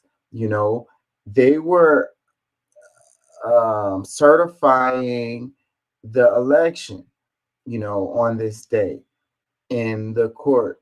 You know, that's what Congress was doing on that day, you know, certifying the electors and going through the you know, the motions of the official movements to certify the election, and they were trying to keep from that happening, like regardless of what the votes said. Now, you could say, there was shadiness going on in the election or whatever, okay, you can make that argument, but at the same time, you can't say that that's not what they were trying to do on that day, was to stop them from doing the process of certifying the election. Okay, like two things can be true at the same time. Comments, it says propaganda deluxe. We don't buy your story, Kamala. Yeah, so because Kamala posted this, then it's propaganda. But these are actual clips from actual things that actually happened. Like, I don't know how you can, look at videos and see what actually happened and then just call it propaganda. Now, when people say you take clips out of context, that happens. That happens all the time. Like, you split up what someone said and just use their little clip and make it take what they're said out of context and make it seem like they're saying something else, But there's also times where you can splice together clips to show you what the hell actually freaking happened. Like the F, come on. We got to face reality at some point. Another comment says Trump has never been loyal to this country. Another comment says bar him from running. Insurrectionist says this needs to be run as an advertisement. Another one, it says he can never hold any political office ever. Orange clothing would match his orange hair. Another comment, it says officers died because of the trauma from this. That's what makes me so upset about the lack of commission and empathy. I guess they meant to say compassion for those who served and protected in their lives, the lives of those who served for their own country, the United States. How do people support this? It's pure evil.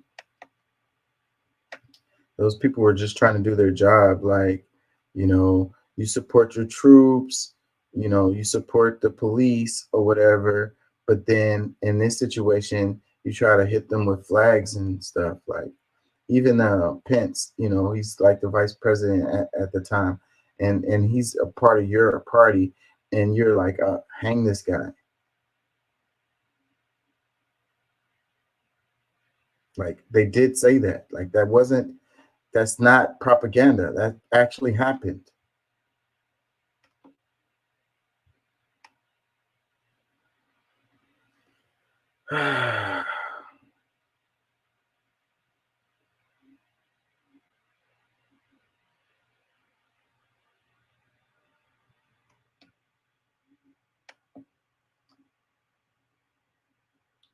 It says, during the arrests around the Capitol attack, police seized enough ammunition to shoot every member of the House and Senate 5 times. So these people were armed and they had bullets. That's not propaganda. It says 3 years ago, former President Donald Trump incited an insurrection. The extremists who stormed our nation's capital were armed, organized, and ready to kill elected officials.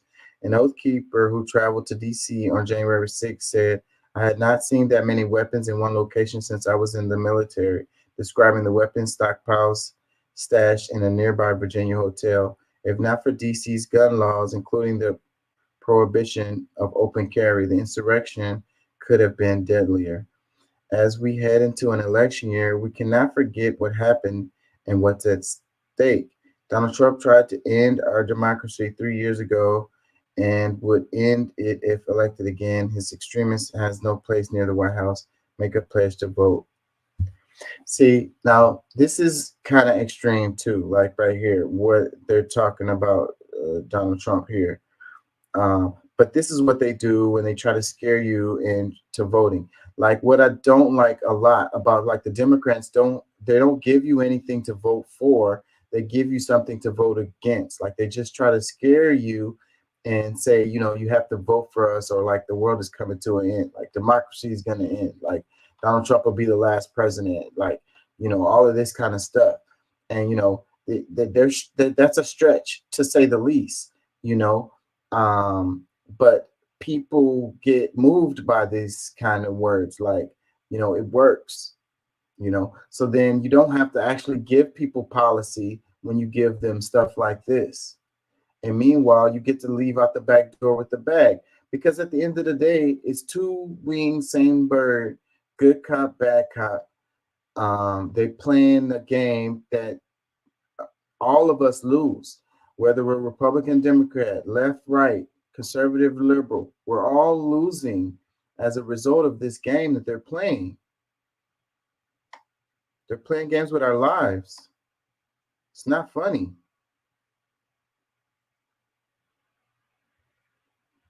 On both sides.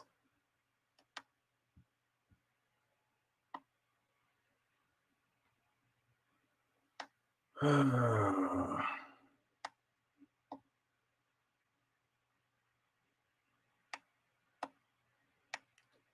think I covered that shooting.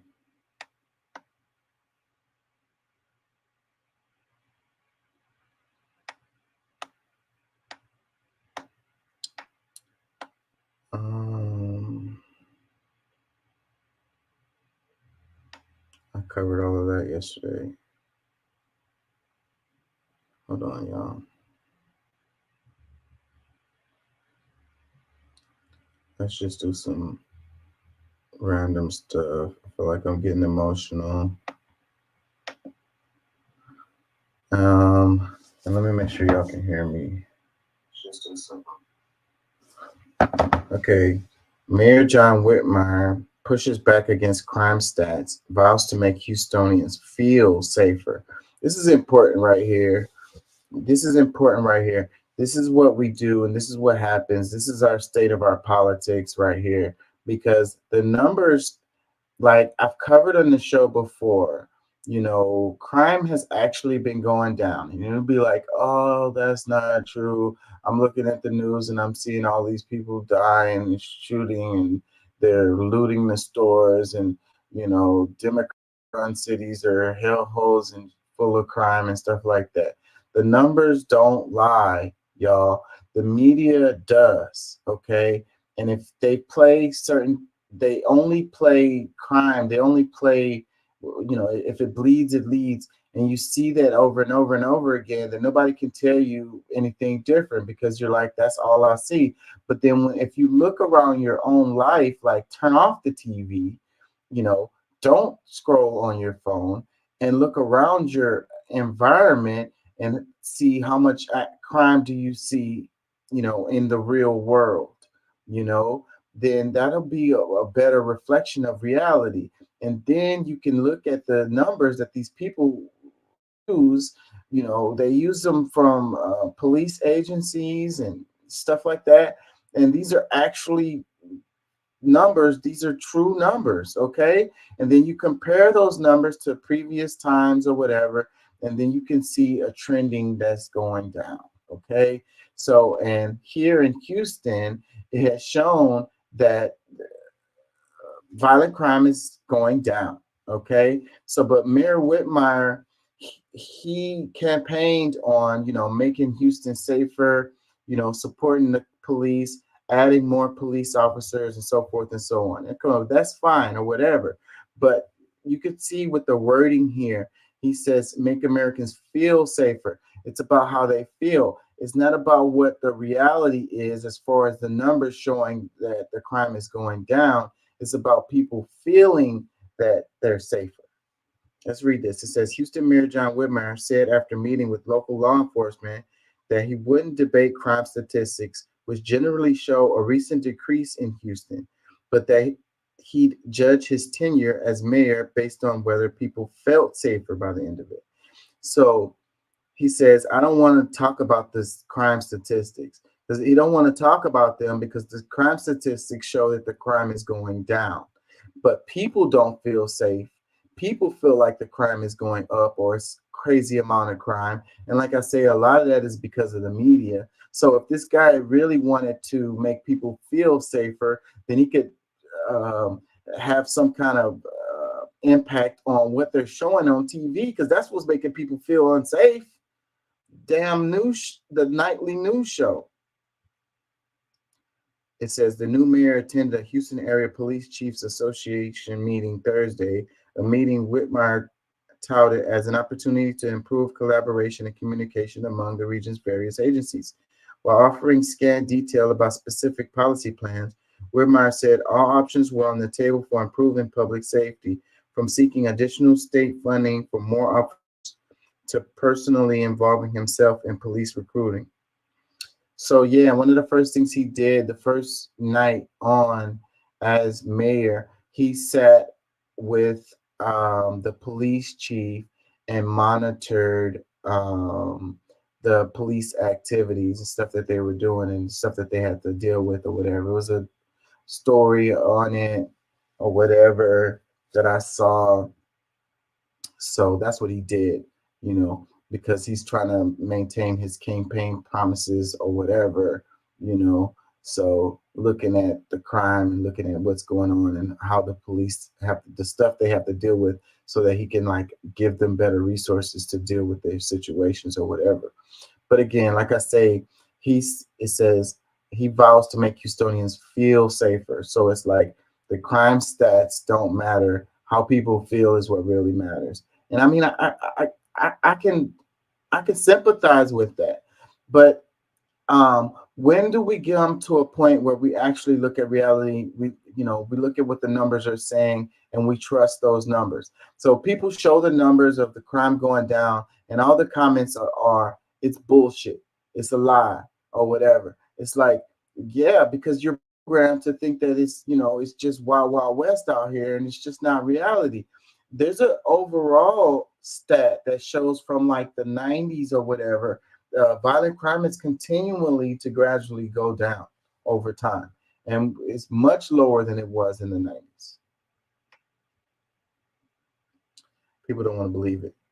It says, let's read some comments. It says, feeling safe and being safe are two different things.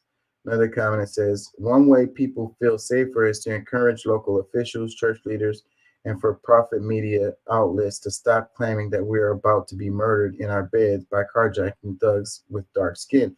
Boom! Oh my God. My mom, she watches a lot of Fox News, and it's like every news story is like they're in your neighborhood and they're coming to get you. Like tonight, right around the corner from your house, there was a breaking and entering, and they went in and they robbed and killed your neighbors or whatever. You're going to be next. And it's like every freaking story is that.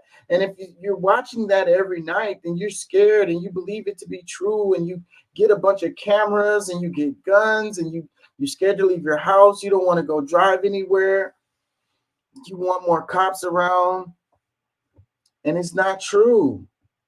It's not true. Like, not to say that there's not cases of these things happening, because the things are happening. It's just few and far between, but they play them over and over and over and over again. So it makes it seem like it's more than it is. Comment says, can you sweep up Sunnyside? LOL. Yeah, Sunnyside is terrible. It looks like a post-apocalyptic. It looks like, and that area has been the same for as long as I can remember too. It's all run down buildings and streets, and like there's nothing there. It's like a war, like post-war zone or something, like post freaking earthquakes or something like. But a lot of that has to do with funding. Certain neighborhoods get all the funding and other ones don't get nothing. And that's why I say it looks exactly the same as it did when I was a kid. Like even the same potholes, like literally the same as it was when I was a kid. Let me read another comment. It says, just do your job. Stop trying to make yourself look better. You'll be judged by how you perform. Another one, it says, he's just like the others. It's astonishing how you think it's okay to ignore statistics. It's numbers, I'm telling you.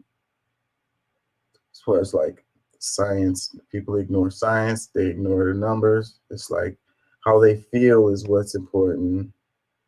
What the numbers say is like, oh, that's a lie. The numbers are lying. They say women lie, men lie, numbers don't. Now, you can mislead people with statistics and graphs and stuff. Like I took a statistics class and I had hell with that class. And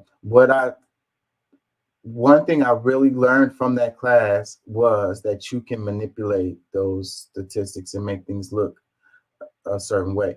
But when you know stuff, when you learn about the statistics, then you can look at the information and you can deduce that you're being misled, because if the numbers are real, then you can look at it and see how they're manipulating it, and how what they're trying to get you to see and what it really is, because the numbers are be there.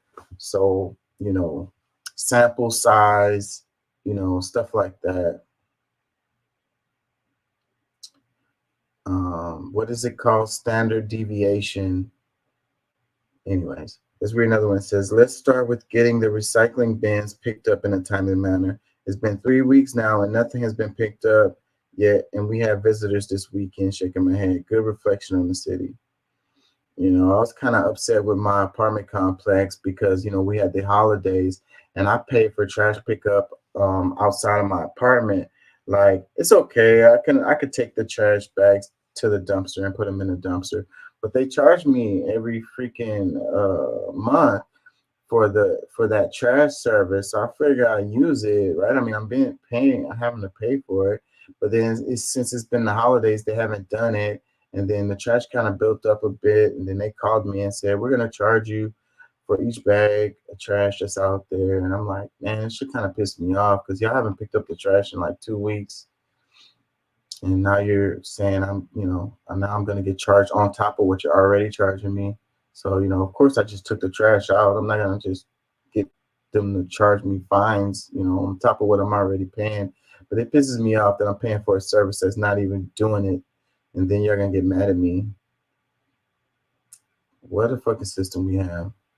Another comment that says, so now we're going to ignore the statistics. Exactly. Another one that says, everyone can own a gun without a permit. What are they talking about? How does that relate to what we're talking about here? Another comment says, as an independent journalist from New Zealand, I am somewhat nauseated to see a 122-year-old newspaper act as a stenographer for political pablum, while ignoring their own journalists' reports of city police assaults on charity street workers, assaulting, tased, and wrists broken. You were there. Houston Chronicle, live up to your fourth state responsibilities and publish what your reporters saw and filmed. Well, it's not going to happen when the corporations are the ones that own these, the major corporations, and they have an agenda, a narrative that they want to, propagate because it benefits them. So, and journalism is pretty much dead anyways. Like all we got is opinion talking heads. Anybody that actually does journalism gets fired. We're in a very sad state for journalism right now. Another comment that says, targeting homeowners and turn a blind eye to the gangbangers, Houston strong. Another one, crime stats seem better because people have stopped reporting crime. It's pointless. Doesn't mean crime has improved. We just give up. That is bullshit related to people not reporting crime. I get your argument there. I mean, I could see how you could believe that would be true. Okay. But the numbers that they get is about stuff that actually happened. The numbers that come from the police agencies, not from people. It's not from people reporting crimes. Stuff happens, and it's logged. Because you had police responses. They don't have anything to do with somebody reporting a crime or not. You're talking about petty thefts or something like that.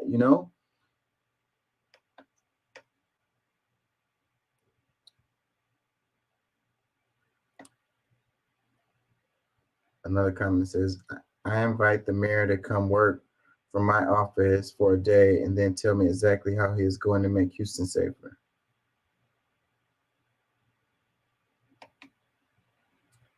let's look at this stat related to this one. It says people killed by UK police in 2023, 26.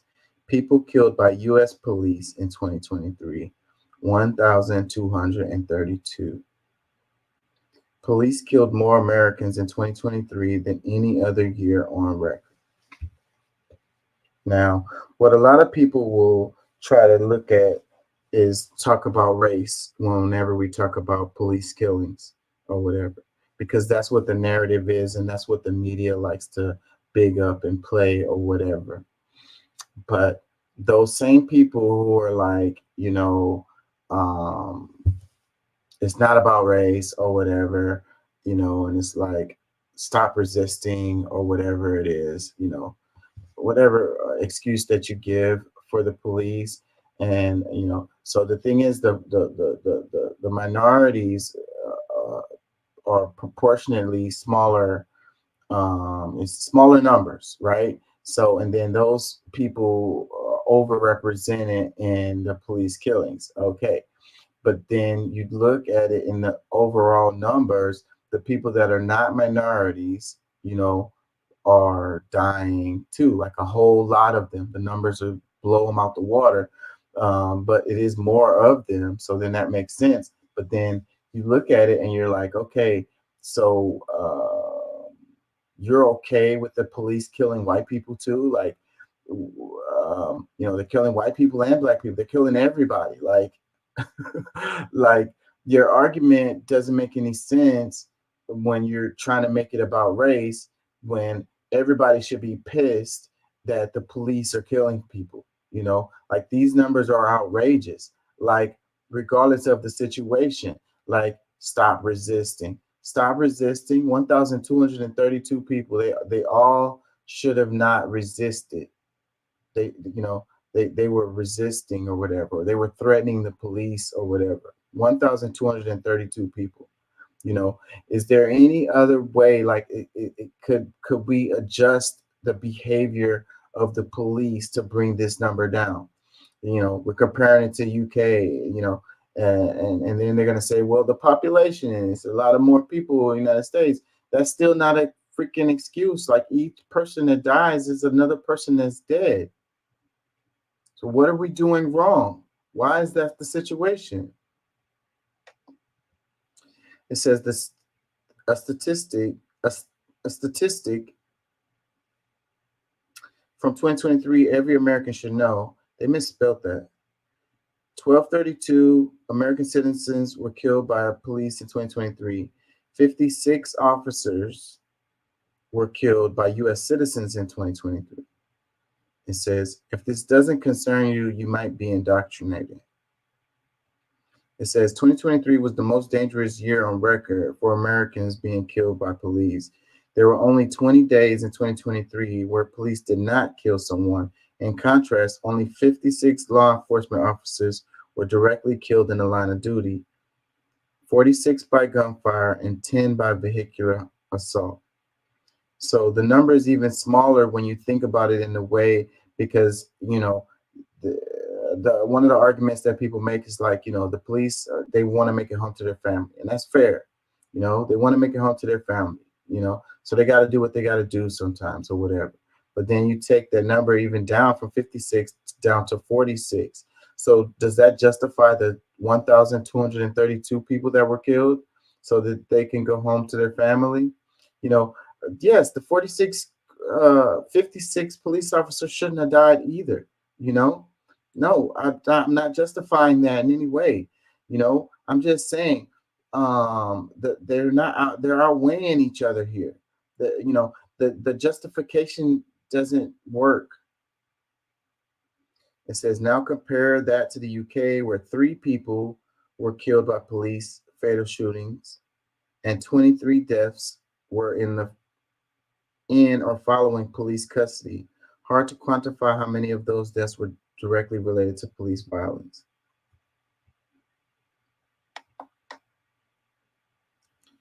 America, we have a problem. it's all about like facing the reality that you have a problem. That's the only way that you can fix it, right? Like you have cancer, you have a health issue or whatever, you know. If you pretend that you don't have it, then you're never gonna go down the road of fixing it. Like if you gotta change your diet or exercise or drink more water or something like that. If you can't even come to the point to realize that you have a problem, then you're not going to go down the road of fixing it. It's kind of like with the border crisis.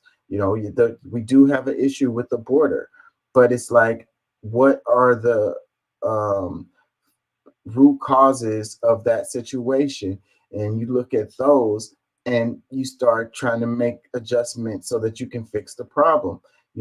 Putting band-aids on the problem is not going to fix the problem. Like, you have to deal with the root causes of it. And if you can't even come to the point where you realize that you have a problem, then you're not going to even begin to go down the road of fixing it. And we aren't even to the point where we realize that we have a problem because we make excuses for these numbers.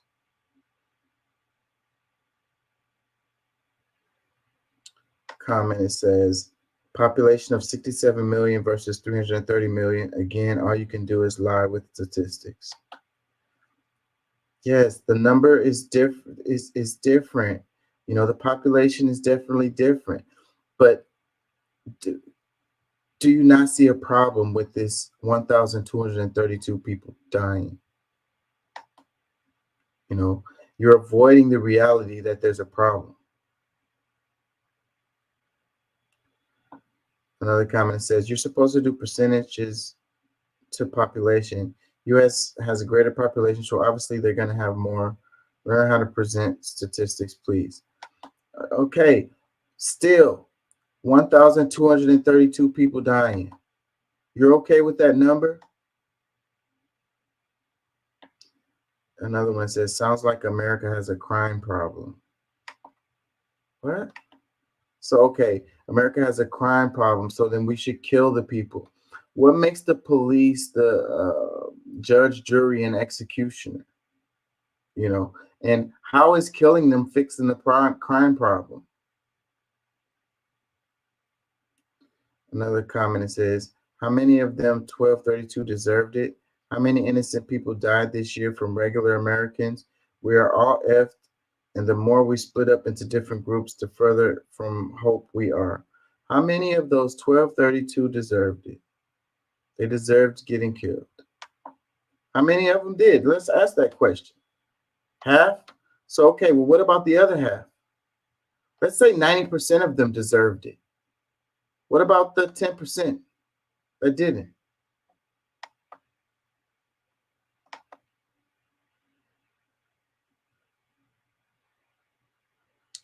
I want to look at some replies. Let's look at some replies to some of these comments, because hopefully these people got in their ass. Let's see. This one where it says,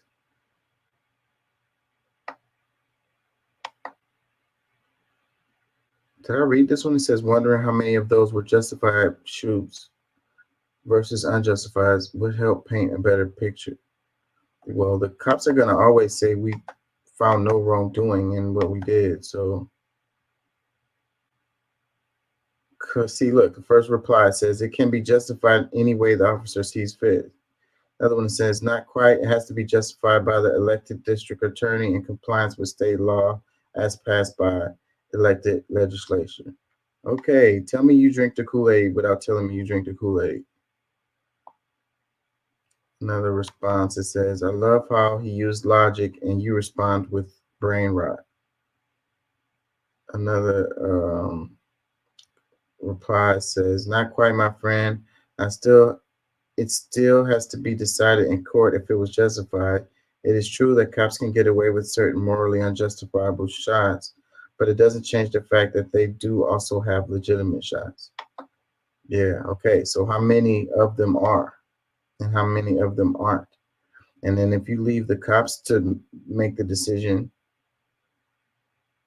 of course they're going to say I was, justified.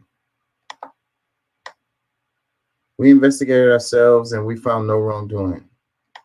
Another reply says, so you really just woke up and be like, huh, I'ma suck the boot, huh? Another one says, powerful police unions elected those DAs through huge donations and endorsements. They work with the DA every day. DAs are reluctant to charge most cops for anything, much less murder. Another one that says, you really believe that at least half were justified? Honestly, question, because wouldn't that still be bad? That's like exactly what I just said.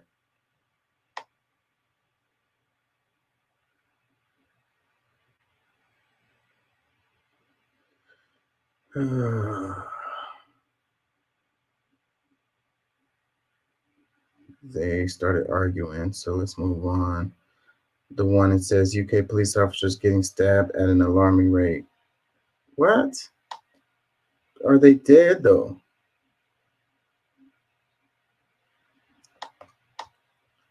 Oh, let me move on. Let me move on.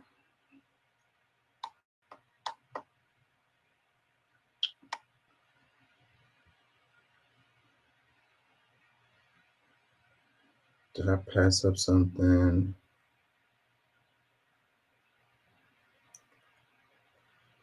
Let's do this one. It says, we are all connected to each other biologically, to the earth chemically, and to the rest of the universe atomically. Neil deGrasse Tyson. The Secret Center Universe says, this is beautiful. I agree. It's pretty beautiful, you know, to think about it. We're all connected to each other biologically, to the earth chemically, and to the rest of the universe atomically. I wish we can look at our things that bring us together instead of the things that separate us, you know. But the media, it bleeds, it leads, and the media just focuses on those few things that we, you know, we probably would never come to agreement on these some topics, and those are the topics that they continue to harp on. But most of the stuff we agree on, and most of the stuff we realize, you know, are common battles or common issues or whatever. But you know, that part we don't talk about, that doesn't make them any money, it doesn't get them clicks, you know. Horrible news spreads fast. I got some horrible news when I was at work today. I'm not going to say what it was, and then my phone kept on beeping. Like, it seems like everybody wanted to tell me this information and let me know that this was what it was. It's like, why is it so important to share bad news? Why do people feel that it's so important to share bad news? When, if somebody graduated from college or something like that, do they call everybody and tell them that that happened? You know, do everybody in the family call everybody in the family and tell them that, you know, such and such graduated, you know, graduated high school or something, or graduated college or something like that, you know, something good, you know. It's that has not been my experience. But when something bad happens, everybody has to call and make sure that you know about it. Why is that so important? Let me read some comments. It says, so why do we humans keep fighting? Our money, righteousness?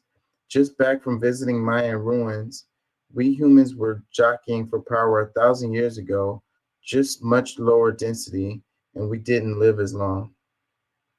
Another comment is, congratulations, keep going, and one day you'll arrive where Buddha and company were a few millennia ago.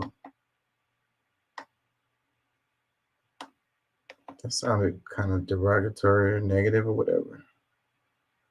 Another comment that says, spiritually, anyone, Neil doesn't have time for that, I suppose, kind of sad.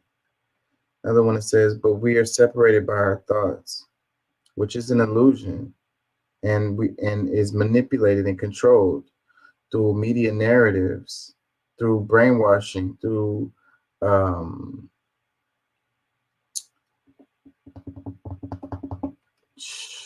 can't find the words. Another one that says, wonderful and true words. That's the reason, because connection is a life bond for all.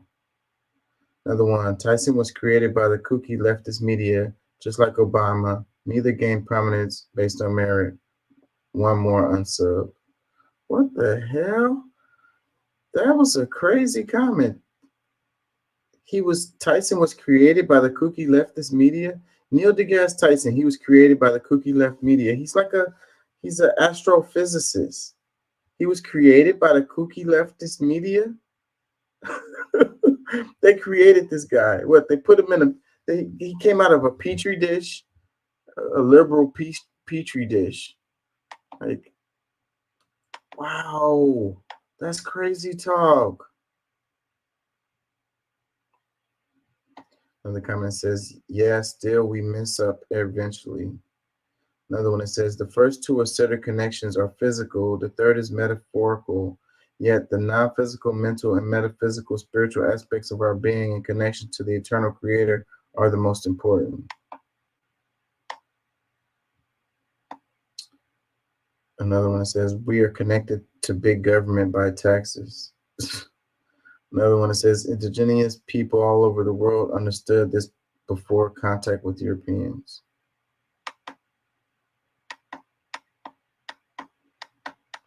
Yeah, I think we're going backwards and we're getting dumber.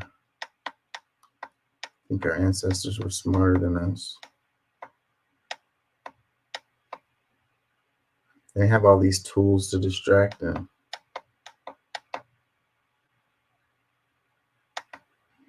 Check this out. It says, I recently came across data on who we spend our time with over the course of our lives. The insights are simultaneously inspiring and depressing. Here are 6 graphs everyone needs to see. Time spent with parents and siblings, peaks in childhood and declines after age 20. Key takeaways. Time with family is limited. Time with parents declines sharply after age 20. You may only see your loved ones a few more times. Prioritize and cherish every moment. Time spent with family. So we can barely see this chart. It's so little. So on the left, it has hours per day, 1 to 5 here. And at the bottom, it has age.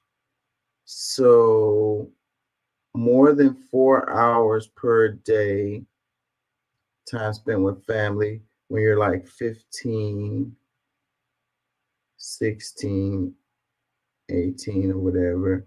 And then it steeply drops in your 20s of hours per day spent with family. Then it kind of hovers and hovers and hovers to old age. So, but it's like about an hour, less than an hour a day. Says time spent with friends, peaks in childhood and declines after age 20, peaks at age 18 and declines sharply to low baselines. Key takeaways: embrace friendship breadth, but focus on depth. Cherish those who are with you through good times and bad. So it has time spent with friends, hours per day on the left, and age at the bottom. So it's very similar graph to the other one. It goes up though for this one after 15 years old up into 18 years old. You spend more than 2 hours a day with your friends, and then it sharply declines in your 20s and then hovers. It looks like the numbers are a little bit higher than they were. Maybe not, because it was the 1, 2, 3, 4 on the other chart. It says time spent with coworkers. Oh, look at this. So steady during the prime working years from age 20 to 60. Key lessons: you spend a lot of time at work. Who you choose to work with is one of the most important decisions you'll make. Find work and coworkers that create energy in your life.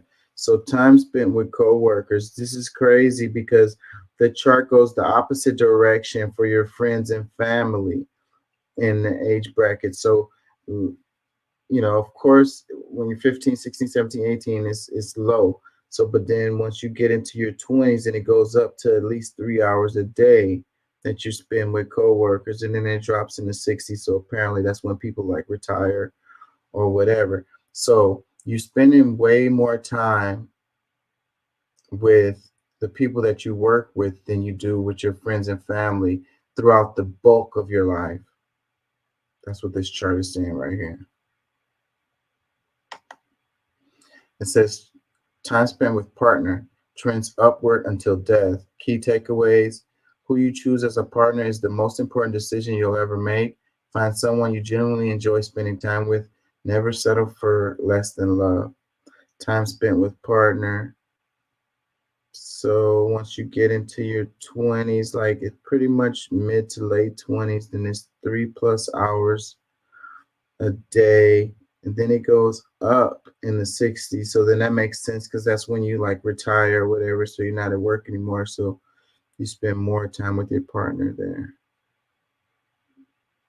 And then it drops off a cliff in the 80s. I guess that's when you die. I don't know. One partner dies, I guess. Time spent alone steadily increased throughout your life. Key lessons: learn to embrace solitude, flex your boredom muscle regularly. Flex your boredom muscle regularly. Find happiness and joy in the time you have to yourself. There will be a whole lot of it as you get older. So, teen years, when you get to your 20s, it's like more than 4 hours alone.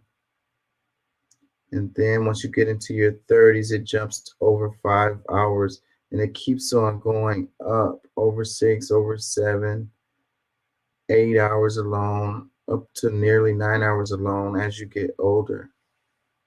That's something to think about. I enjoy my solitude. I ain't gonna lie, but sometimes I think we have a loneliness epidemic in the United States. You know, even though we're it's like we're more connected than ever, but we're more lonely than ever because we don't actually spend time with other people. We're on our phones and our laptops or whatever, and it's like it's not really spending time with other people, not really. And I don't know. I think you have to find, you get healthier when you are able to be truthful with yourself, and that's what happens a lot of times when you're alone. But then we also have our echo chambers that happens, and there goes a mental health issue right there too. So I think we are in the middle of a loneliness epidemics that leads to bad mental health and depression.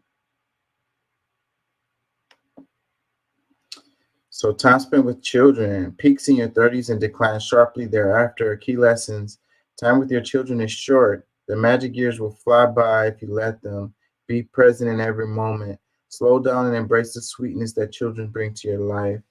So once you get into your late 20s and 30s, then you're spending 3+ to 4 hours of your life with your kid, and then it declines as you get into your 50s dramatically to an hour, and then less than an hour that you spend a day with your children.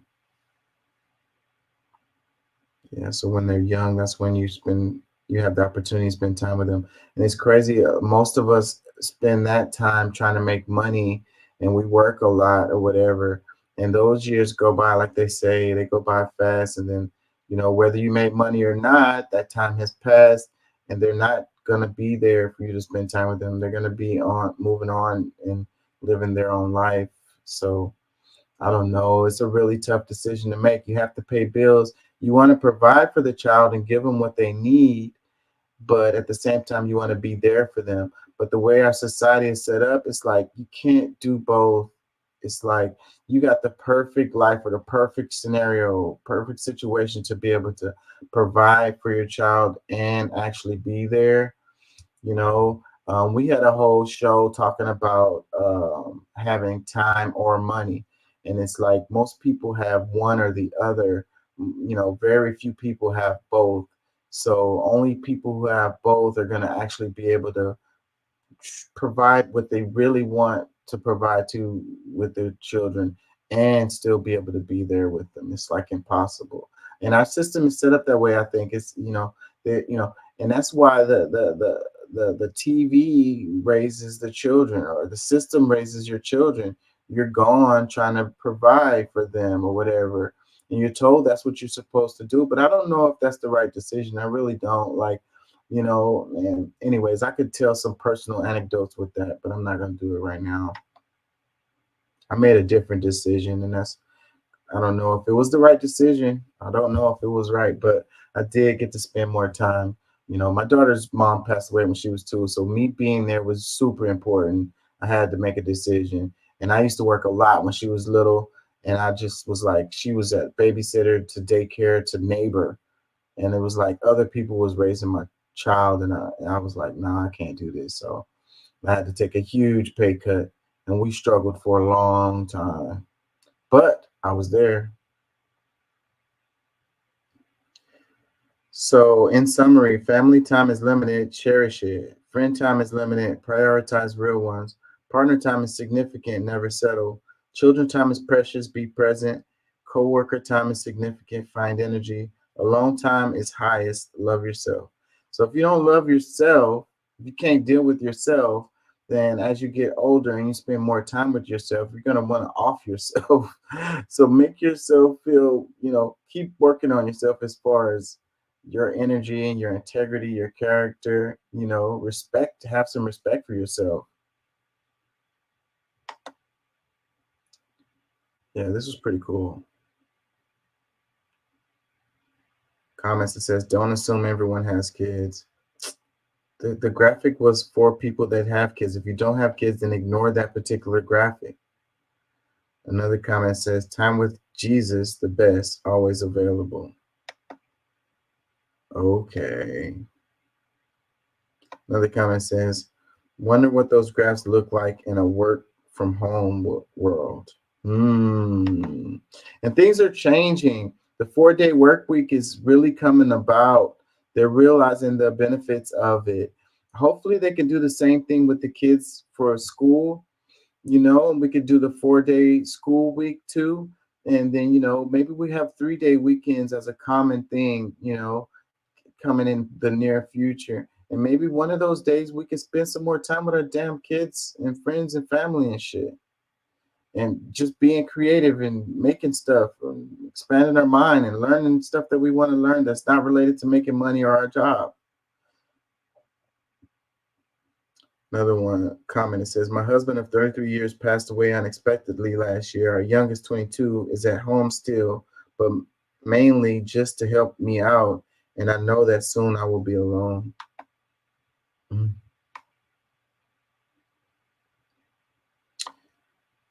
Another one says, what about pets? What about pets? We didn't put that in the graph.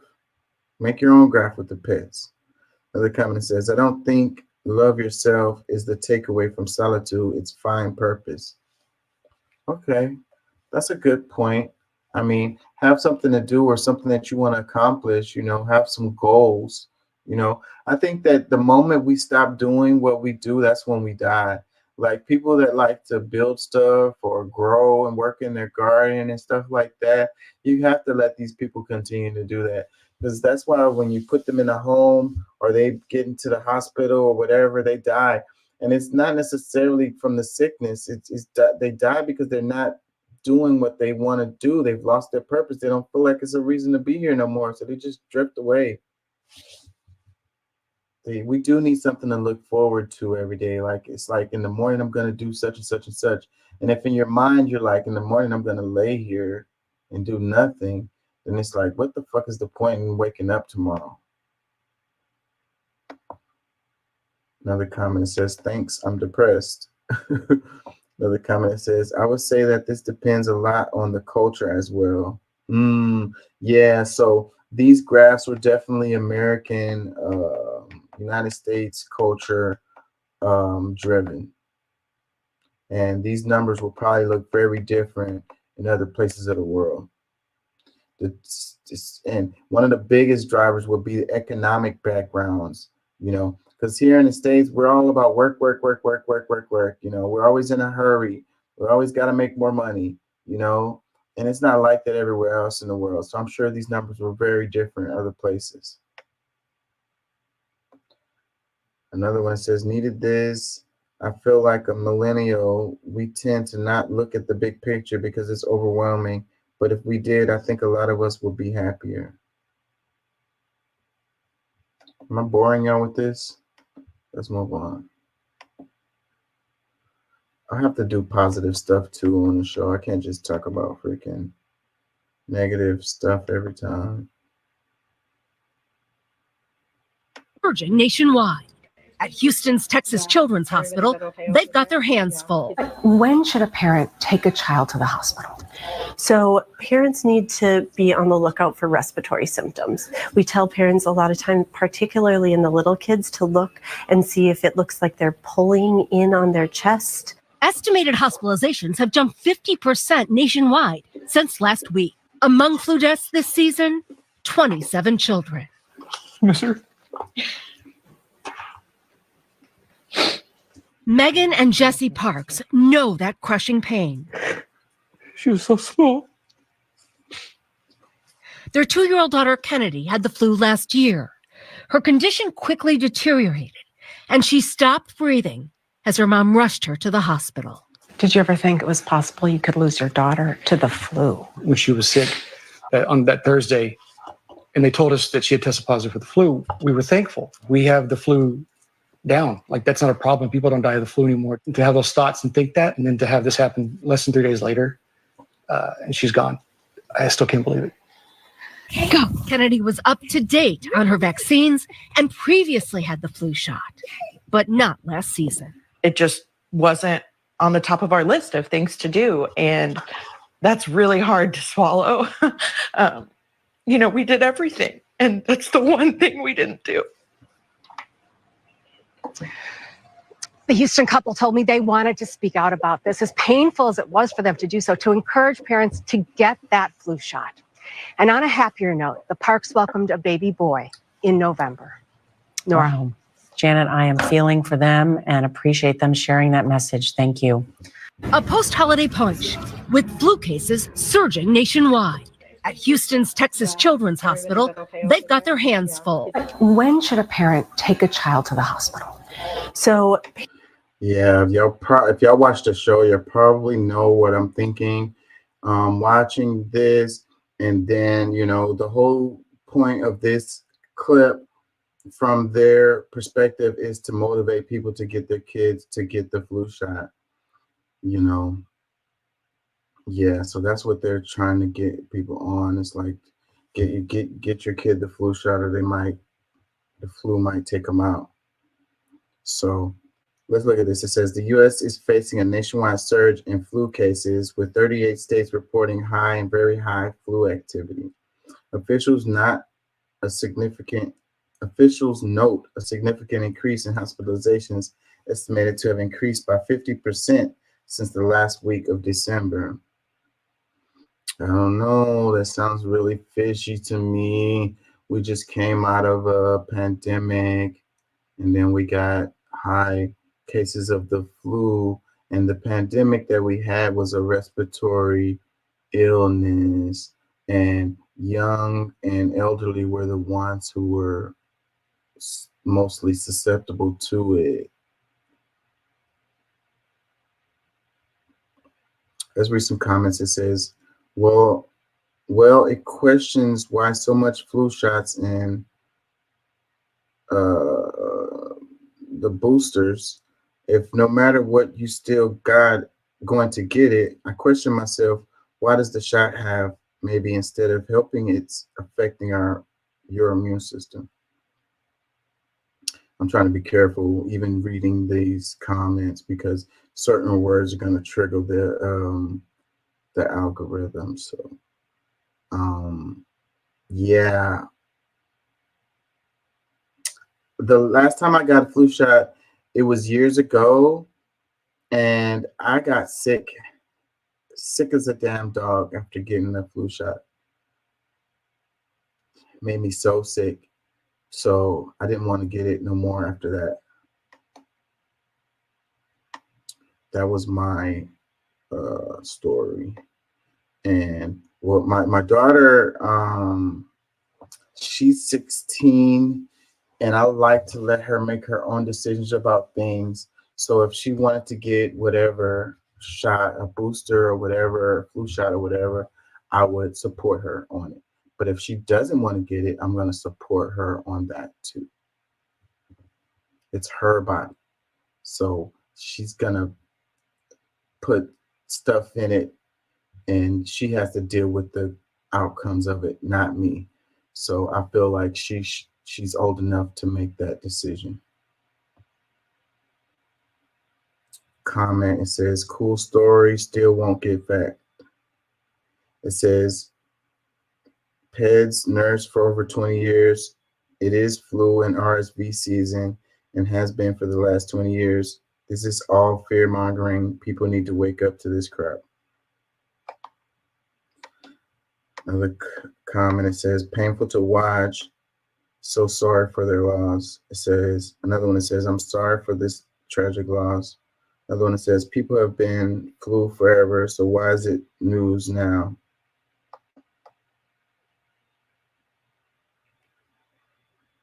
Another comment, it says, I got my vaccination. Another one, it says, SoCal is getting the triple RSV flu and a very contagious pandemic. It's still warm here, so it's unusual. So I'll say my goodbyes to all of you. It's a hoax. Election year. Wake up, people. I hope you survive the long, cold winter.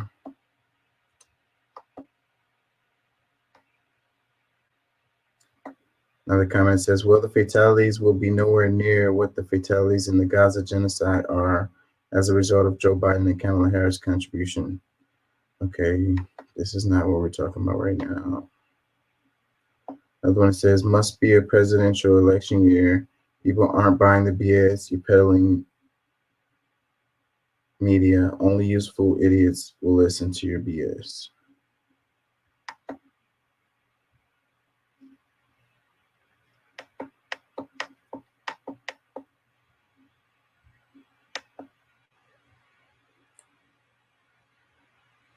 Ski mask? Well, you don't have to imagine it. 11 states across the United States have already placed restrictions on masks. A new controversial law in Philadelphia adds the city of brotherly love to that list. The bill, which was passed by the Philly City Council and became law after the mayor didn't take action on it, bans people from wearing ski masks, or better known as shiesties, in schools, parks, public transportation, and more. There are a few exceptions, including for religious purposes, winter sports, and First Amendment activities like protesting. But outside of that, you are looking at a $250 fine just for wearing a ski mask, $2,000 if you wear one while committing a crime. Opponents note that by explicitly choosing to still fine people who are not engaging in criminal activity reveals that the policy is not just designed to stop or punish crime, but to police and penalize specific people who wear this style. The bill says that the rising popularity of ski masks that coincided with the COVID-19 pandemic also correlated with a rise in people wearing them while committing crimes. Supporters of the ban say that it will help prevent violent crime and aid the police in identifying and apprehending subjects. Opponents point out that there is absolutely no evidence that fining people for wearing ski masks helps police prevent or stop crime. This just fines everyday people not engaging in criminal activity and increases monetary penalties for people who the police already would have apprehended for their alleged crimes. Correlation is not causation. Instead of addressing the obvious causes of crime or the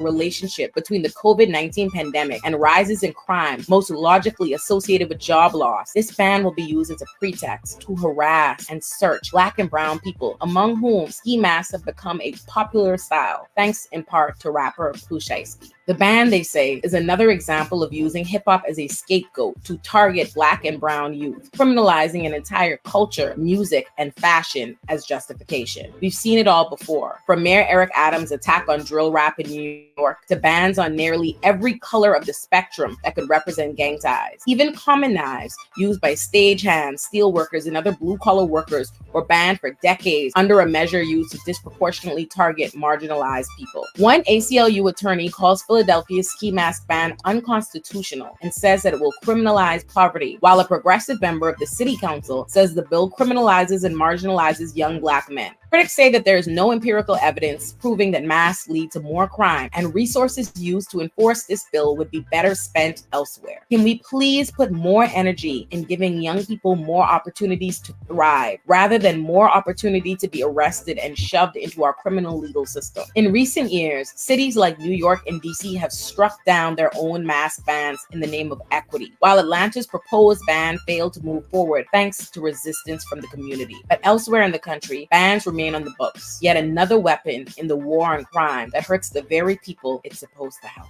Can you imagine being fined for wearing a ski mask? Well, You don't have to imagine it. 11 states across the United States have already placed restrictions on masks.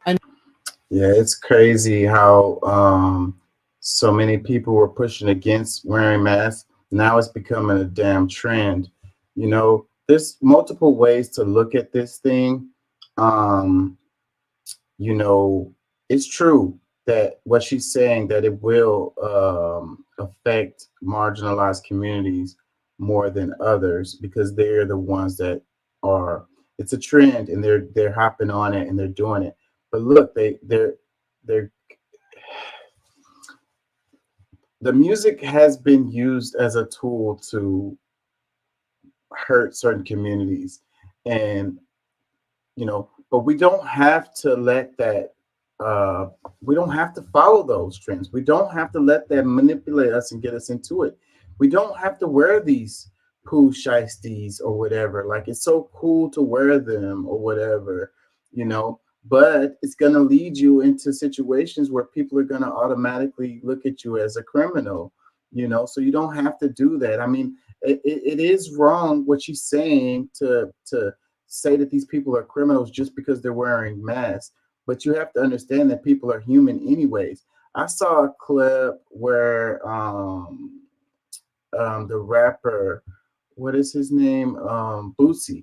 He was talking to his son and he was saying, I don't like those masks. They make me feel uncomfortable. I automatically think somebody is trying to rob me or something. And I get, anxiety and I get nervous and I start watching those people. So he's like, I don't want you to be wearing those masks. He was talking to his son. It's a video on his Instagram page.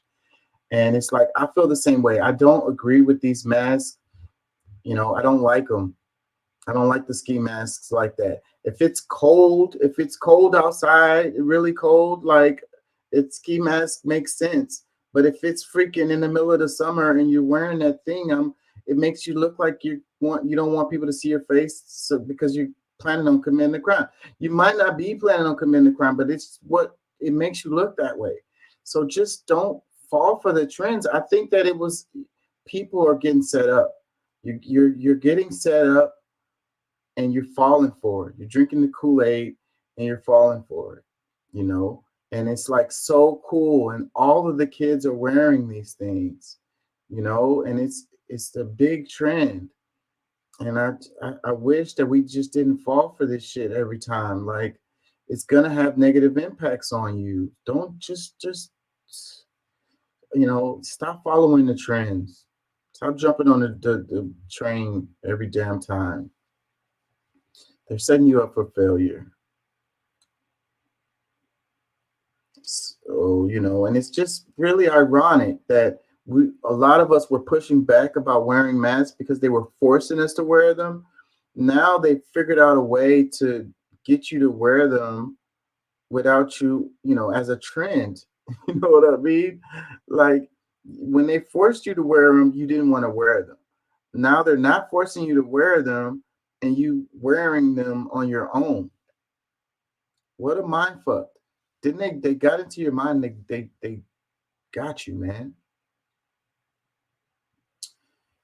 Now there's politics. It says why states are cracking down on people wearing ski masks. States are cracking down on people wearing ski masks in public with hefty fines, but these laws might be another way to target Black and brown people. Comments. It says, as a teacher, I can tell you that there are major issues in schools. I'm a huge freedom guy, but they are a problem and can be unsafe. Another comment, it says, imagine, if you will, you are a small business owner, operator, a convenience store. It's midsummer and 5 guys walk into your store late at night wearing ski masks. How does that make you feel? Edgy. You're going to probably pull out your gun and have it close by and just wait for them to move erratically. And you're going to, like the guy previous comment said, it's unsafe. Next comment says, I agree with this law 100%. I agree with it too. I hate to be that guy. I sound like an old fuddy-duddy. But man, y'all just stop it. Like, it's not a good look. Another comment says, can't wear a ski mask in public, but can carry guns in public. Seriously, what the F? Wow, that's a actually fair ass comment right there. That's a fair comment. You can't wear a ski mask in public, but can carry guns in public.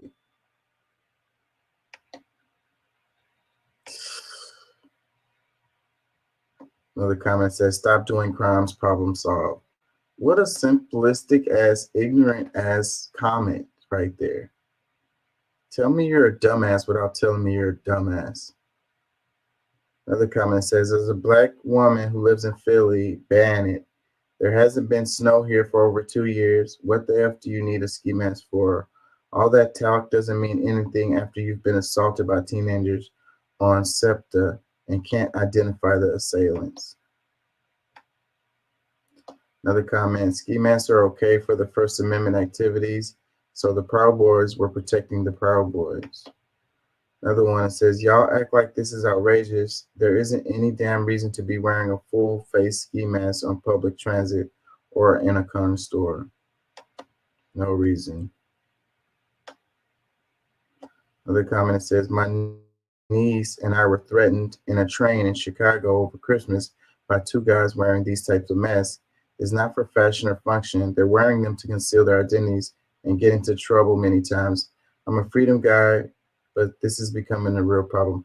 Well, I disagree with half of this comment because he says they're not wearing it for fashion. It's not for fashion or function, but it is to these kids. To these kids, it is. A lot of them are wearing it for fashion. They really are, believe it or not, but they are. It's a trend. It's really, really popular. A lot of these kids are completely innocent, not trying to commit any kind of crimes. They just think it's cool. Another comment says, anyone saying, why would you wear a ski mask if you're not skiing? Elijah McClain was murdered by cops and paramedics in Colorado because someone called him suspicious for wearing a ski mask. Was he committing a crime? No, he was anemic and would wear one out to avoid getting too cold. He was murdered for doing nothing except for being a black man while wearing a ski mask. And that is true. And I covered at the beginning of the show, one of the, some people did get in trouble. They were talking about the cop. He only got like 14 months in prison behind that. And that was a special circumstance right there. So I don't know if I have the clip in here. I think I do. I'm gonna find that where it's an old police video, training video, and the guy was a deaf mute, and he was pulling out his ID to make it look, just tell them, I'm deaf mute, and it was a training video to keep the cops from shooting people, but the guy wasn't following commands, and he was approaching the police, and he reached in his pocket to pull out his little ID that showed he was a deaf mute. It's like, and it was an old training video of 1980. And I know right now, 2024, they're gonna mow you down, and then feel bad about it later and be like, well, we didn't know he was a deaf mute. And that's kind of like similar to the Elijah McClain situation because, he had a medical condition that led him to wear the ski mask. And this happened before the Pooh Shiesty thing got all popular and shit. Now all of the kids are wearing them, but at that time they wasn't. So it really did look extremely weird to the police to see this guy walking around with the ski mask. So I don't know. I guess that's the opposite side of this. So the opposite effect of this is going to lead, because the police know a lot of stuff too. They know what's up. They got kids too. They know that a lot of these kids are just wearing the ski mask as fashion or whatever. So it's going to make them a little less suspicious looking now because all of the kids are wearing them. Another comment says, ski masks are for skiing in wintertime. People are wearing them just out and about and for doing crimes. Good ban. If you want to hide your identity in public, then stay home. Yeah, I don't. People who make those comments like that don't have kids, and they don't know that these kids are wearing them just because it's really, it's popular. It's a popular trend right now. They want to look like the rappers. What's his name? They showed a clip of that guy in this clip right here.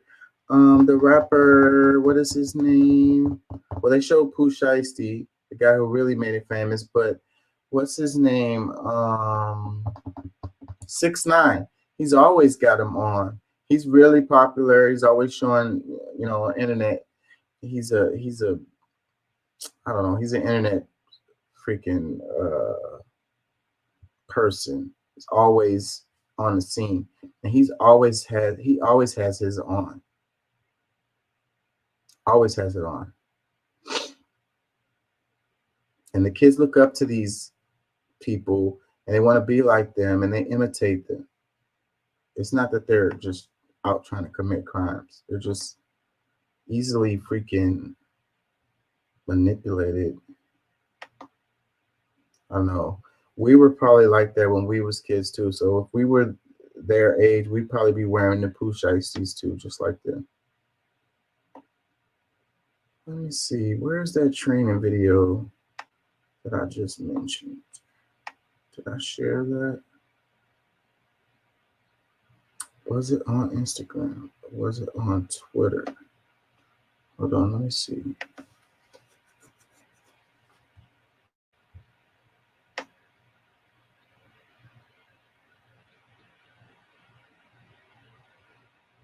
Yep, it's Twitter. Let's go to Twitter and look at this.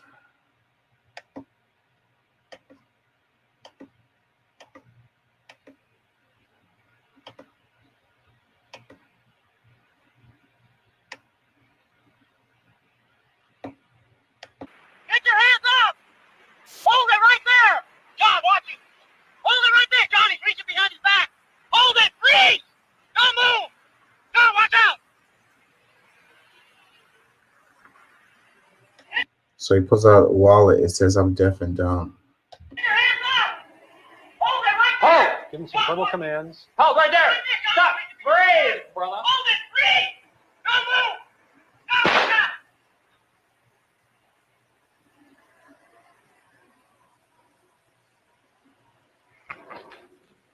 All right. I think I probably just killed an innocent person. You killed the deaf mute. That's right. Shot them with your gun. That's right. Why did you do that, officer? Well, I thought he had a gun. Oh yeah, when he pulled it out of his back pocket like that. What did you think? What did you think that he was pulling out? Well, I thought he was pulling out a gun. Legally, it would be a justifiable shooting, based solely on the beliefs of the officer. What was his state of mind at the time? Hold it! Freeze! Whether or not it would be a justifiable shooting in the eyes of the community or in the officer's own eyes afterwards is entirely a different story. So, and they're saying that it would actually be a justified shooting because it would be based on the perception of the police officer, or after the fact of finding out that the guy was a deaf mute. So if he's deaf, he can't follow the commands, and he's doing what he's supposed to do by approaching the officer and showing his badge that shows that I can't hear and I can't talk. So after the fact, the police officer will probably feel bad, even though he probably get, a justified shooting related with this or whatever. So, but then this is a pretty cool training, I think. But they stopped doing this in like the 80s or whatever. And what I was saying was, I think that this kid would get shot here in 2024. He would not make it. So it said historic vids. It says this controversial police training video from the 1980s was used by the Chicago Police Department until it was pulled in 2017. According to a DOJ report, the use of force video was clearly out of date with today's police standards. Clearly out of date with today's police standards. Like, what does that mean? What does that mean? Clearly out of date with today's police standards. What does that mean?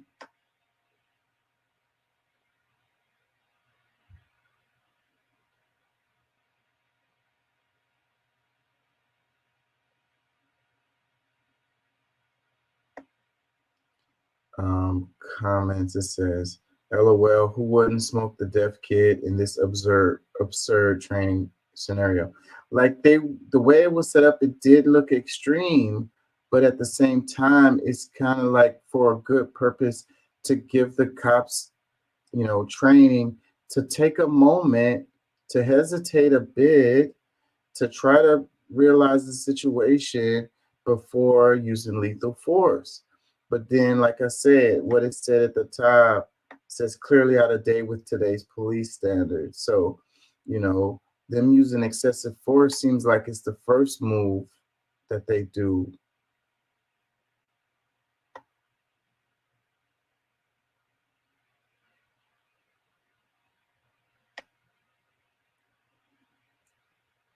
I hate that they put ads in the damn things now.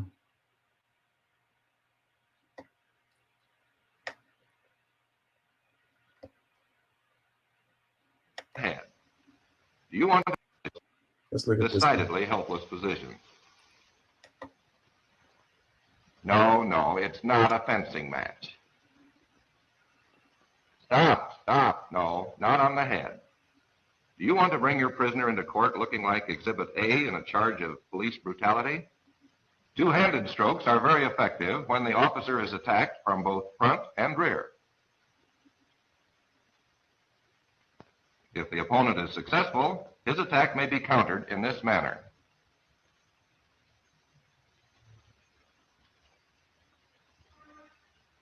To stop a fleeing adversary, a cut to the shoulder, to the kidneys, the thigh, knee, calf, or ankle will usually suffice. A surprising amount of power can be transmitted to the tip of the baton by mere wrist motion, eliminating a time-consuming backswing. From the position of port arms, numerous two-handed thrusts and cuts can be executed. The butt strokes to the solar plexus and chin are particularly effective. This come along also aids in placing the prisoner in a... Like, this video looks absurd, but you see like their main tool is like the baton, and it's like that's not the case anymore. Their main tool is the freaking pistol now. Like, they have tasers, but they barely use them.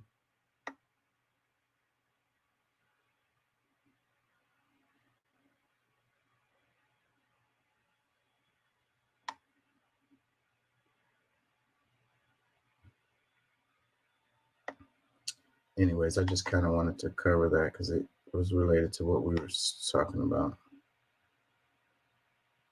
Since we're here, let's look at this. It says, when you see the Republican politicians saying that school shootings are due to mental health, remind them that they voted against mental health access in schools.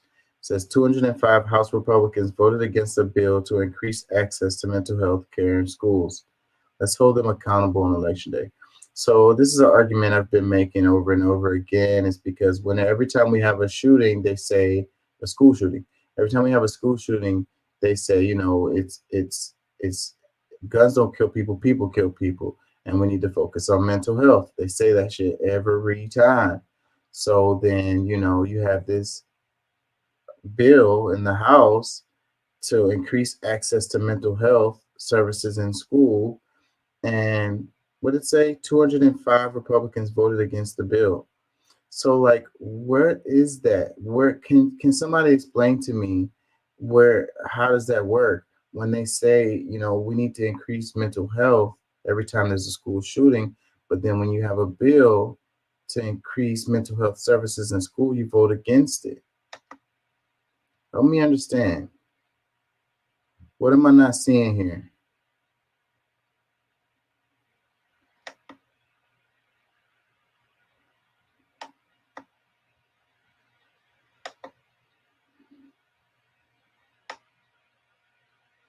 You know, because like I say, put your money where your mouth is. If you talk about mental health as the issue, put money into mental health.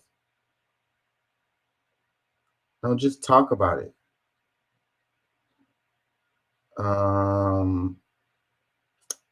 Replies, it says, this is such a political, unsophisticated take. What are Republicans opposed to kids getting mental health care? Of course not. But as usual, bills put forward by both parties are often not intended to pass, but to embarrass the other side is a total waste of time. Not intended to pass. I mean, they do that, but like, why would this particular bill for increasing, funds for mental health in schools, be not intended to pass. And it looked like it passed. It got 219 Democrats voted yes. It looked like it passed.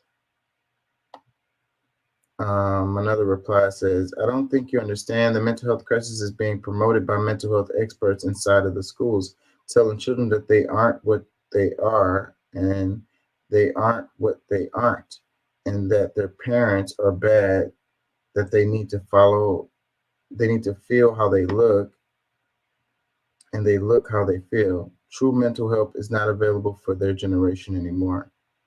It's that's That sounds like what you're saying is we just got to give up. It's over. There's nothing we can do.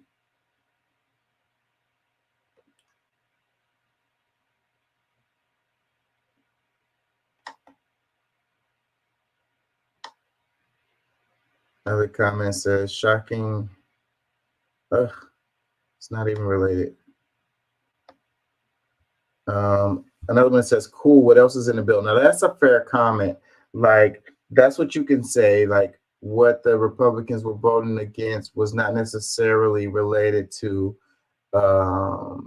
increasing funding for mental health in schools, but there were some other lines in that bill that they didn't agree with, and that's the reason why they voted against it. So we'd have to actually see the lines in the bill to see if that was the case. Another comment says, by mental health access, you're talking about medically transitioning kids against their parents' knowledge or consent, at least be honest. Again, we'd have to see the lines in the bill to say that that's true. The way it looks to me that it was talking about, money to go to the school so you can have counselors in there, to help these kids going through what they're going through. Another one, it says, Repubs objected to a section in the bill that amended the Employee Retirement Income Security Act of 1974 so that it included services for mental health and addiction. Repubs were interested in passing legislation for mental health because without it, they can't continue to blame mental health for all the school shootings. It said, Repubs objected to the section in the bill that amended the Employee Retirement Income Security Act of 1974 so that it included services for mental health and addiction.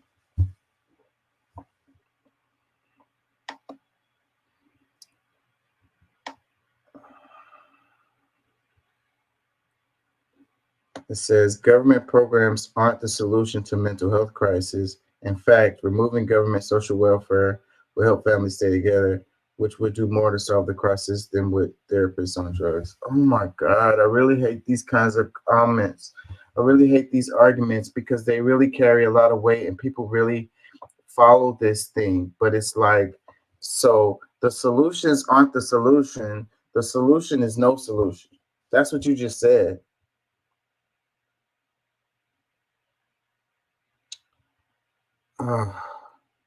So are all these families, the ones that are going through mental health, are they on some kind of social welfare or whatever?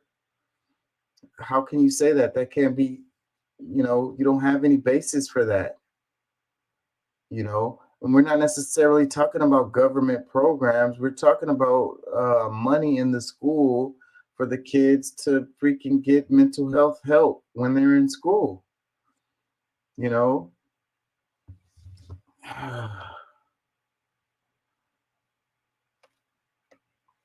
How else are you going to do it? What solution do you have?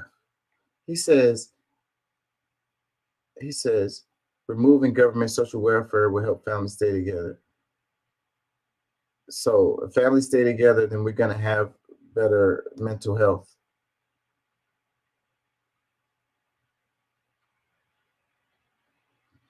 And therapists or drugs, they're not going to be prescribing kids drugs in schools. Definitely not going to be doing that. Nobody's going to approve that. Like, what parent is going to be okay with the counselor giving their kids drugs in school? Another reply says, how many times does this have to happen before y'all catch on to how these votes work? One side puts in things they know the other side would never agree with and call it don't kill children bill. So when the opposing side vetoes it, they can have you argue for them like, oh, they want to kill kids. Both sides are guilty of this. That's why no progress has been made lately. Now, that's kind of true. I mean, that's kind of fair. And that's the good cop, bad cop thing. And I think that, yes, our politics, our Congress, they haven't been getting much done. And it's been like that for a while now. It's a stalemate, you know? And I think the whole point of it is as a the American people get screwed as a result. Nothing gets done. They're arguing about random ass shit and try to impeach one of the presidents or impeach another president or whatever the hell, like take them off the ballot, this, that, and the other. How does any of that help the American people at all? Shouldn't they be there trying to pass legislation to help the American people? But no, they're not doing that. They're arguing about who they're going to impeach or Biden's laptop or Trump's being on the ballot. That's the kind of stuff that they're doing. And we're all caught up in that shit. And it's like, hoorah for whoever side, my team or whatever. Meanwhile, we are losing because they aren't passing shit. They're not getting the goddamn thing done.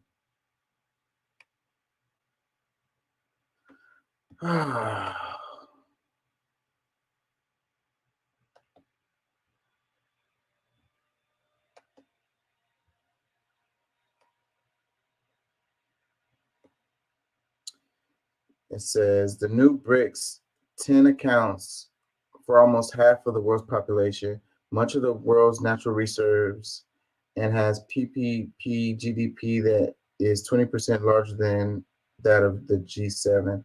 And 30 more countries want to join BRICS this year.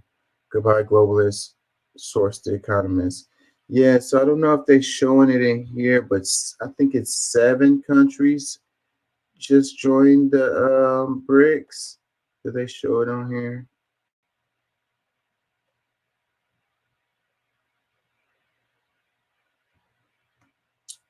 I have that somewhere where it shows the list of the countries that just joined.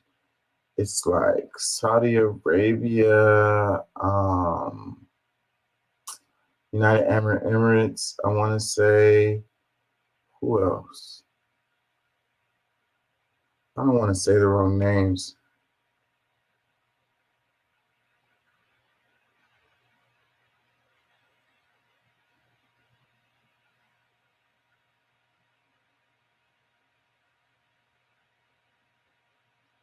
I'm gonna play this video and I'm gonna look for that clip while this is playing.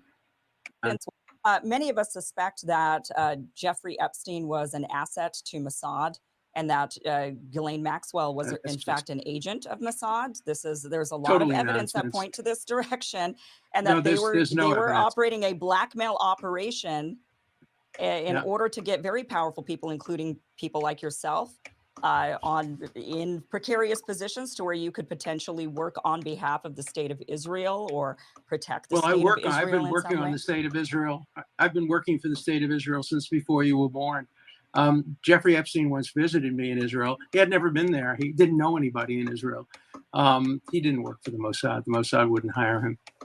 And I hope he had videotapes of everybody because they would show I never did anything improper. I have one other question. Are you used to having people come on your show to talk about one subject and then sandbagging them on another subject without any warning? Because it's nice to know you do that, and it will make certain that I have nothing to hide. I'm happy to talk about any of this, but I'm used to more ethical journalism. No, we actually did notify the people who booked you onto the show that you would be asked about Epstein, and they assured us that you were aware No, of they this. never notified me about that, and you'd have to show me that email. Okay. One last question. Do you think that Jeffrey Epstein killed himself? No, of course not. Well, he didn't kill himself without the help of some people. He did kill himself, but he killed himself with the help of guards. He didn't do it by himself. He couldn't have done that. Obviously, though, the videos were turned off, and the guards turned their back, and his cellmate left. So I think he killed himself, but he killed himself with the assistance of some people in law enforcement. Okay. All right, Mr. Dershowitz, thank you so much for joining the show. Appreciate I can't find the clip I'm looking for. I hate that. It's hard to do this thing live like that. I have a lot of clips and I scroll through them and I can't find what I'm looking for. That's kind of why I do the show where I do it and let stuff just pop up randomly. Because if I just keep on going, I know it's going to pop up. So this is Kim Iverson. I'm a fan of her. I watch her show.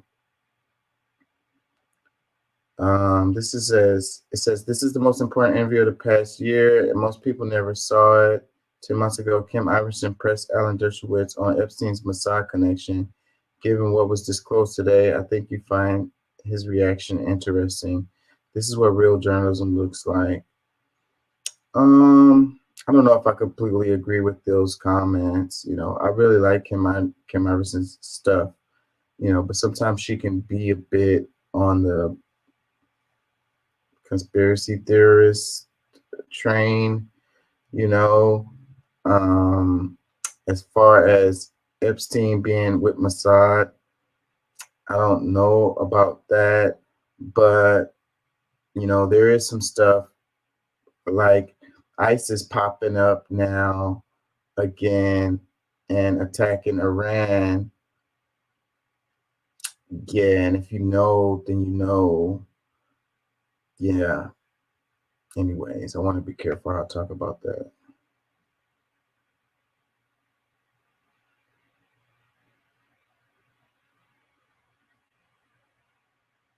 The Houthis thing is escalating. Let's play some of this right here. You can't be pro-insurrectionist and pro-American. You know, Trump and his MAGA supporters not only embrace political violence, but they laugh about it. At his rally, he jokes about an intruder whipped up by the big Trump lie, taking a hammer to Paul Pelosi's skull and echoing the very same words used on January 6th. Where's Nancy? And he thinks that's funny. He laughed about it. What a sick. I played this clip yesterday.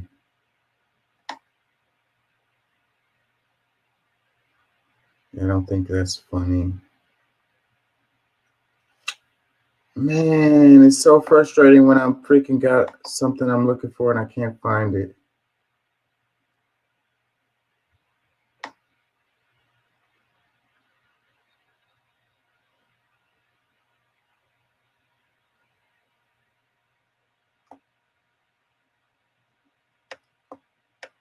Oh, this is the clip I talked about, Houston Chronicle. Let's share this. Because I mentioned this earlier. Right here it says, minutes after being sworn in, John Whitmire opens tenure as mayor with Houston police ride along. I met this guy too, what is his position? Police chief or whatever? He came in the restaurant, chopped it up with this guy one day. It says, just 29 minutes after being sworn in as Houston's mayor, John Whitmire was in the passenger seat of Houston Police Department squad car, watching officers respond to everything from homicides to noise complaints, he said. Says, having campaigned on a platform addressing crime and criminal justice, Whitmire said the ride-along was important, not just to understand the issues facing the city, but to show his support for first responders. Houston Chronicle posted this. They said, despite some indications crime has declined in the city, Mayor John Whitmire has promised to hire more police officers and explore other possibilities to bolster the department. This lets the public know our number one priority is public safety, he said, and it lets first responders know I am out here with them and that I support them. It gets them rejuvenated. Comments, it says, always more money for more police. Meanwhile, we have citizens feeding the homeless themselves and getting ticketed for it. Priorities. Another one, it says, in order to fix crime, you have to address poverty, but no one ever does that. Another one, if he cared about first responders, he could ride along with firefighters and ambulances. Another one, indication crime has declined seriously. There was 421 carjackings, theft in Memorial Kirkwood area last month. Sorry, that's a people issue. There goes people not wanting to trust the damn data. Another comment says, have him become a substitute teacher next. What does that? Another one says, why is America so effing obsessed with cops? Like fund other things that address poverty. Saying, you know, you really want to fix the crime, then get people, make sure they got jobs, make sure they got health care, make sure they got food. Another comment says, decline where, maybe just stop blogging it. Another comment says, moving back to Houston after 20 years, crime is crazy, worse than ever, even Oakland. Good luck, we need it. It's like a person's personal anecdote, you know, their own perception, their own point of view, and then they think it's true. Like, and you can't argue with what people, you know, how they feel about things. Like, it's like, I saw carjackings happen or whatever, so crime is up. It's like, okay, man. Okay. Another comment says, did you guys know that when police were first created in the U.S., it was to capture escaped slaves? I say that's still their purpose. Another one that says, not feeling this guy at all. Another one that says, he should have rode with city streets department so he can fix these raggedy ass streets. Now, certain neighborhoods get their streets fixed and others don't. That's a continual, never-ending story, though. I mean, right after, as soon as they fix it, it gets damaged again. So it's like, we need a new system. Another comment says, just make the existing department run more efficient, pay the goods well, and weed out the bad ones. Another one says, man, y'all really don't want this guy to succeed, do you? Mayors aren't superheroes. They can make everything better overnight. And all everyone does in these comments is complain. Yeah, well, his focus is getting more police officers when the stats are saying that crime is down. So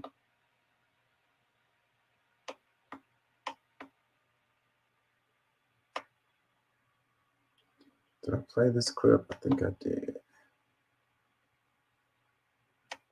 You know him? I mean, everybody knows him. He's a self-made billionaire. What? He's a self-made. No, I heard you. It's just, he's not. Yeah. A lot of people don't know he started Amazon as an online bookstore working out of his garage. Do you know where he was working when he started the business?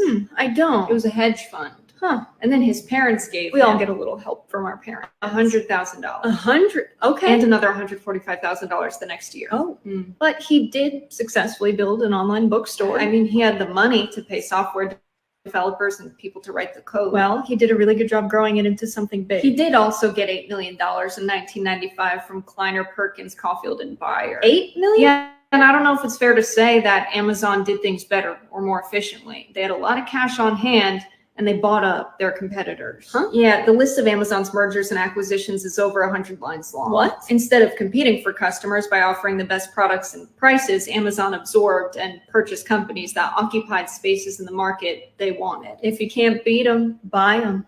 Yeah. Well, now the company has a profit of $225,152 million annually.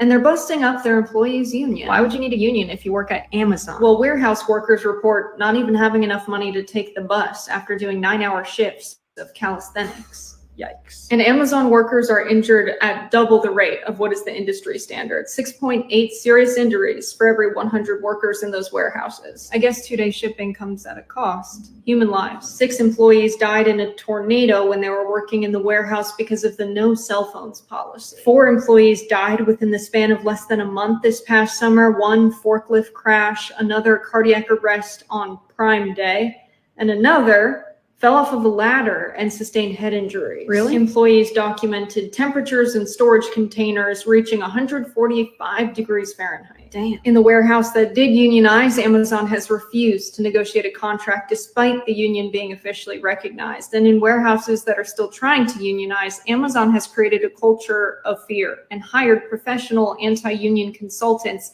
and has been found guilty of intimidating workers and union busting on multiple occasions. I never hear about this in the news. All while Jeff Bezos is getting richer. He made $4.22 billion according to leaked IRS documents and only paid a less than 1% tax rate on it. I pay a higher tax rate than him? Which means Jeff Bezos is getting rich off of workers who might be on food stamps or taking public transportation that's been partially paid for by you. I'm going to change the photo in that frame. Maybe put one of your grandma. Maybe one of my grandma.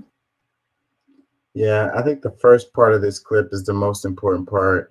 Where I'm sorry, is that Jeff Bezos? It is. Oh, you know him? I mean, everybody knows him. Because, you know, they always tell their stories like, okay, Jeff Bezos started Amazon from out of his garage. So the way they tell the story is like anybody could do it. We all could be Jeff Bezos if we would just work hard and come up with good products and be innovative and forward thinking and all of this fucking bullshit.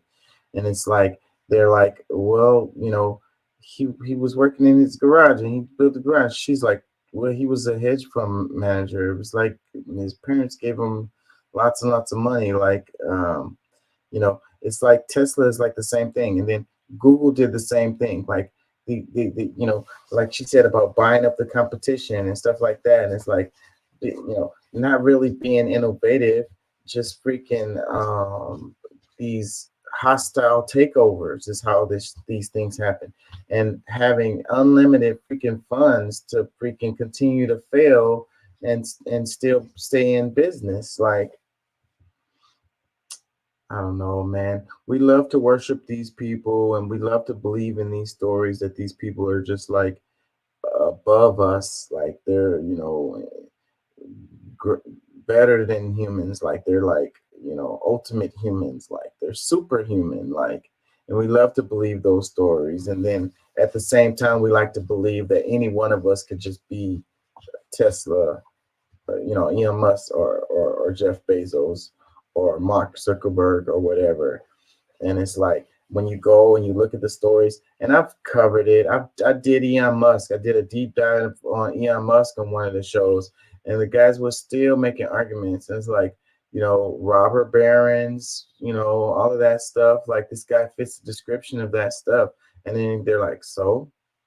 And you're like, I still really like the guy. I still think he created, you know, Tesla and all of that shit. And he didn't. He didn't. Like, the information is there that shows that he didn't. Like, he bought that company and, like, whatever. You know, I mean, it doesn't matter what I say. People have been programmed to think a certain way about these people.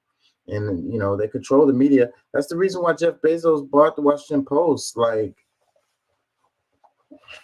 whatever, man. Let's read some comments. It says, perfect, only needed one thing. After why having hearing about this in the news, oh, he bought the Washington Post and now they don't write bad stories about him. See? Another comment says, monopolies are the end point of capitalism, is literally designed as such. Like, it can't help but to go that way when you have this drive for, first off, it's profit over people, but it's over last year, profits over last year. You know, this, what am I trying to think of? Like, constantly going up. Like, if you can't never get to a point where you're like maintain and you're good, I'm at this point and this is fine. No, that's not good enough. We have to keep on getting bigger and bigger and bigger. And that's the system. So it's going to automatically lead to global conglomerates. It's going to automatically lead to monopolies. It's automatically going to lead to, in every sector, it's only 2 or 3 companies that run that sector. And there's no real competition. All the competition is an illusion. They're owned by the same companies. You know, it's like the game Monopoly. You know, the game always ends with one person owning the whole board. It's the point of the game. Let's read some no comments. It says, but millions of people keep flocking to this company to work for him. Why? Well, they don't have much choices now. It's like Amazon hires everyone. Like they are the ones, they're one of the biggest employers in the United States, like Walmart. Like, you know, it's like my dad's people was from Riverside, Texas, and it's right outside of Huntsville. And it's a little small town. And everybody that lives there, they either work for like a corner store, like gas station type, convenience store type of deal, or they work at the prison. There's a huge prison, multiple prisons right out there in Huntsville. So, like, those are your choices for employment. Like, you know, that's it. So, of course, they're going to work for the prison. That's the best job that you can get living out there in that area. So that's what we have. It's not that people are like, oh, I really want to work for Amazon. It's like their choices are limited, and Amazon is one of the better choices.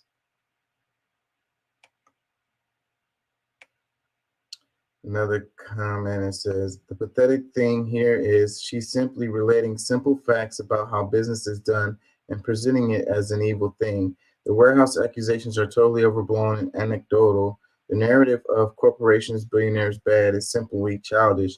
No Amazon employee in the history of the company has ever experienced truly dangerous or exploitative working conditions. Gen Z is perhaps the most historically blind and ignorant generation ever produced. I think he's fair to say that some of that stuff was anecdotal and kind of overblown as far as the situations, but he's all the way wrong where he's saying dangerous and exploitative working conditions, because that's exactly what happens in not just Amazon, all kinds of companies across the board. And the part at the beginning where he's saying presenting businesses as evil. Um, uh, he's overlooking the part where she was saying how he built his business from his garage, and that's just simply not true. Like, that's the part I want to focus on. Like, the idea of Bezos is not real. Let's read another one. It says, not to mention, Bezos does not have any inclination to put money back out into the populace. He would rather hold on to all of it for his greedy little self. You know, another one that says he still built the company, raising capital is part of the game. Yeah, it's so cool if you had a parent to freaking give you $150,000 or $250,000 or whatever, like raising capital is part of the game. Yeah. I mean, we all would do it if we had a parent that freaking could. Like, Trump has a famous quote where he said, I started with a small loan of $1 million and I never looked back. Small loan of $1 million. I never looked back. Small loan of $1 million. Never looked back. Freaking, how many of the rest of us could be all right if we fucking had a small loan of $1 million to start our fucking companies? You know, the small loan of $1 million came from his family members or whatever. Let's read this one. It says, spend your money locally. If you can't find a thing locally, you really don't have to use Amazon. There are other places on the internet to get the thing you need. Our local store will order it for you. And most of the things you need don't need 2-day shipping. If it does, you didn't plan ahead. You can use Amazon as a search engine to find a thing, and usually the seller who has a website somewhere else. Your money is your vote and your voice. Use it wisely. I think this is the great, fantastic comment. I try to say it all the time. I don't use Amazon. I mean, and maybe it's because I'm old school and I just don't trust the internet or whatever. I don't have an Amazon Prime service. I keep getting these ads to tell me because I'm a student that I can get it for free. And then after that, after a year or something or whatever, it's 50% off or whatever. and it's really freaking enticing to me, but I haven't used it. And my daughter wants me to get it because she likes to freaking order stuff online or whatever. But it's like local is the answer, man, and we don't have to use these damn companies. We don't have to use Amazon, but we're all addicted to it. And then that thing with the 2-day shipping, the overnight shipping and shit, and that's the main reason why people like to use Amazon, is because I want my shit now. Like, I want it like the moment I order it, I want it to be outside my door like afterwards or whatever. And this is the how we get to this point where we're freaking basically destroying the world for our little conveniences or whatever. Like, we can't wait a couple of days for the shit that we ordered. So now you got Amazon drivers ungodly schedule, and they gotta speed down the damn freeway and make like 2,000 damn stops within their freaking 8-hour workday and shit. Like, unbelievably ungodly freaking pressure on them, because your ass wants your freaking package in 30 minutes and shit. Like, and that's the reason why we got all this shit coming from around the world, child labor on the other side of the world. All of this is a result of us wanting our shit like in fucking 24 hours. We don't care what the consequences of it. All we care about is getting that package in 24 hours. That is the real problem. We're selfish as hell.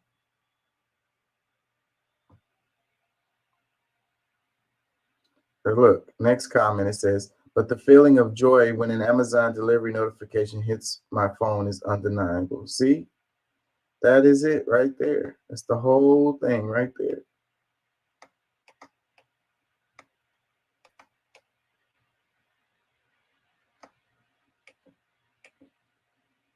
I don't care how many child laborers, kids in mines,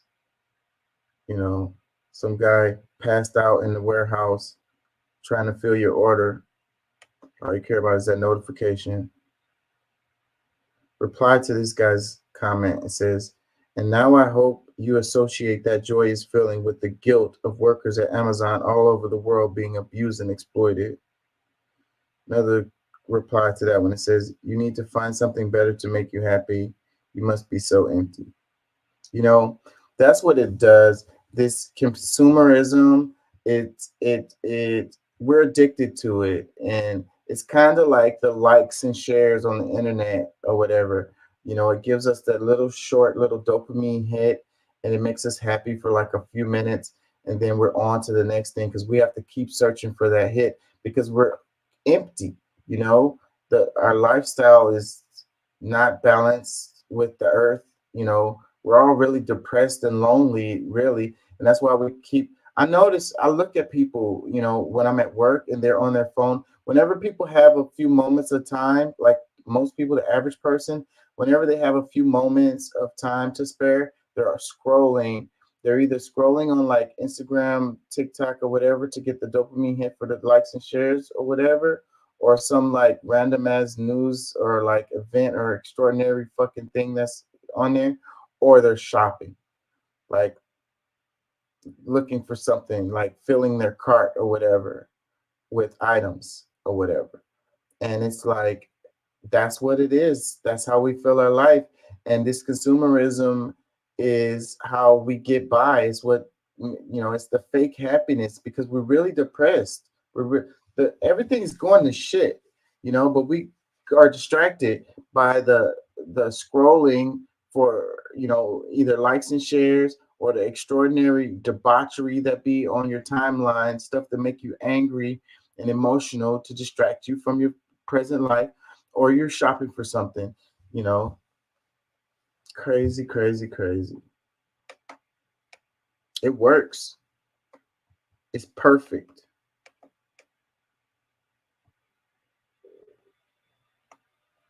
Another comment says, people defending billionaires in the comments. I'm telling you. Another one that says, I don't think billionaires are, for that matter, capitalism. I don't think billionaires or, for that matter, capitalism should exist. But denying that Bezos or other business leaders are skilled, talented operators is delusional and frankly dangerous. In a future democratic socialist society, people like Bezos and your billionaires could make a valuable contribution and be held accountable. The problem is that the system, not Bezos or other individuals. I agree, it's the system and not individuals. But we also put these people on a pedestal that's not real. Like we get to the point where we're worshiping these people like Bezos, Elon Musk, and Zuckerberg. And a lot of the stories are just not true. You know, if my dad owned a diamond mine and that was given to him, he bought it with the money he got from a jet given to him. I mean, it must be nice. The rest of us could do the same thing if we had those situations. I'm not saying I'm jealous of this person. I'm just saying they're not extraordinary. They just had special circumstances.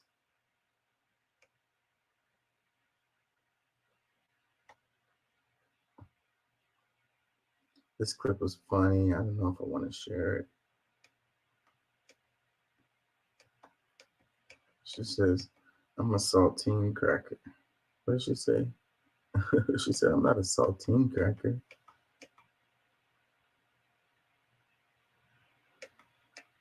The 5-day work week is over. U.S. precision strike kills Iran-backed militia leader. Yeah, that shit is growing. I don't know if I want to cover that.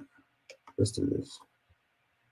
An interesting year because it continued to be an employees market, even though economists were predicting a recession, right? Things were supposed to go south.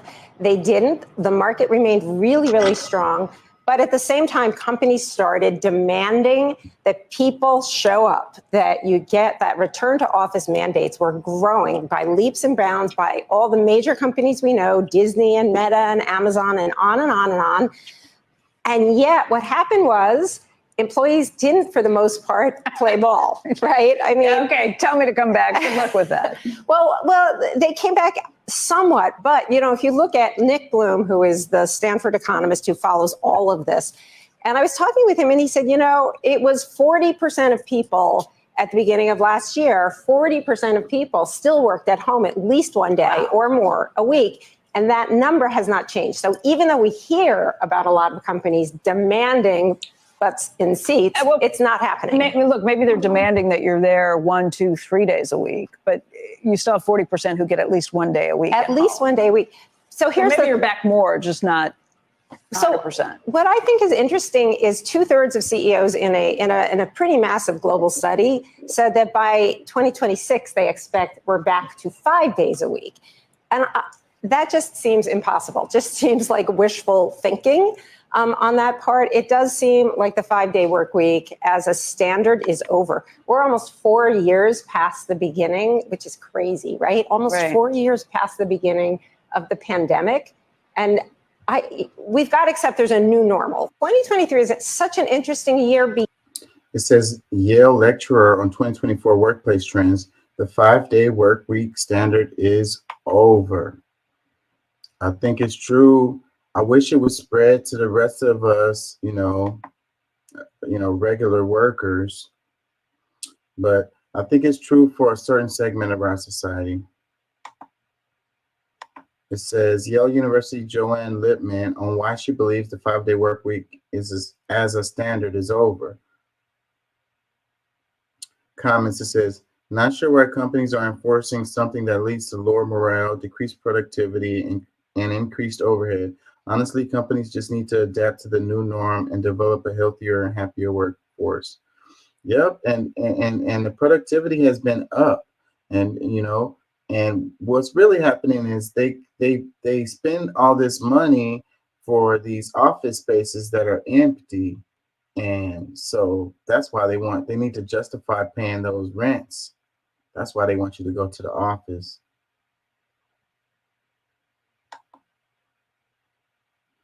A couple more comments. It says, there's no way on earth I would do 5 days a week in the office. It's unnecessary, and I'm genuinely more focused and productive working from home.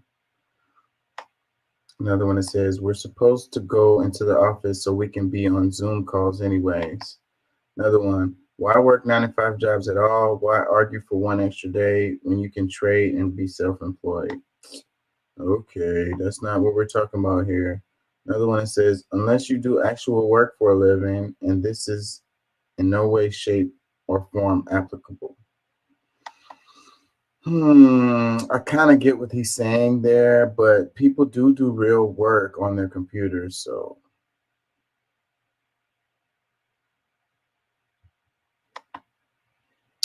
You know, just like they belittle your work, you're belittling their work.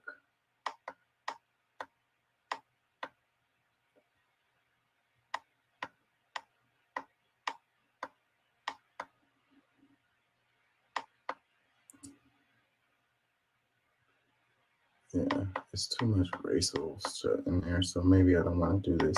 Did I cover this one? Crisis hitting the suburbs outside major cities in this country after New York City's mayor said you must give the city 32 hours notice. Buses carrying hundreds of asylum seekers from the south now dropping off migrants outside New York and other major cities. Here's Stephanie Ramos. Tonight, the influx of migrants to major cities far from the border is spreading to their suburbs. After New York's mayor, Eric Adams, issued an order requiring buses carrying migrants from border cities to New York to give the city a minimum of 32 hours notice. Hundreds of migrants were instead bused to commuter train stations in New Jersey, where they rode trains into New York, effectively circumventing the order.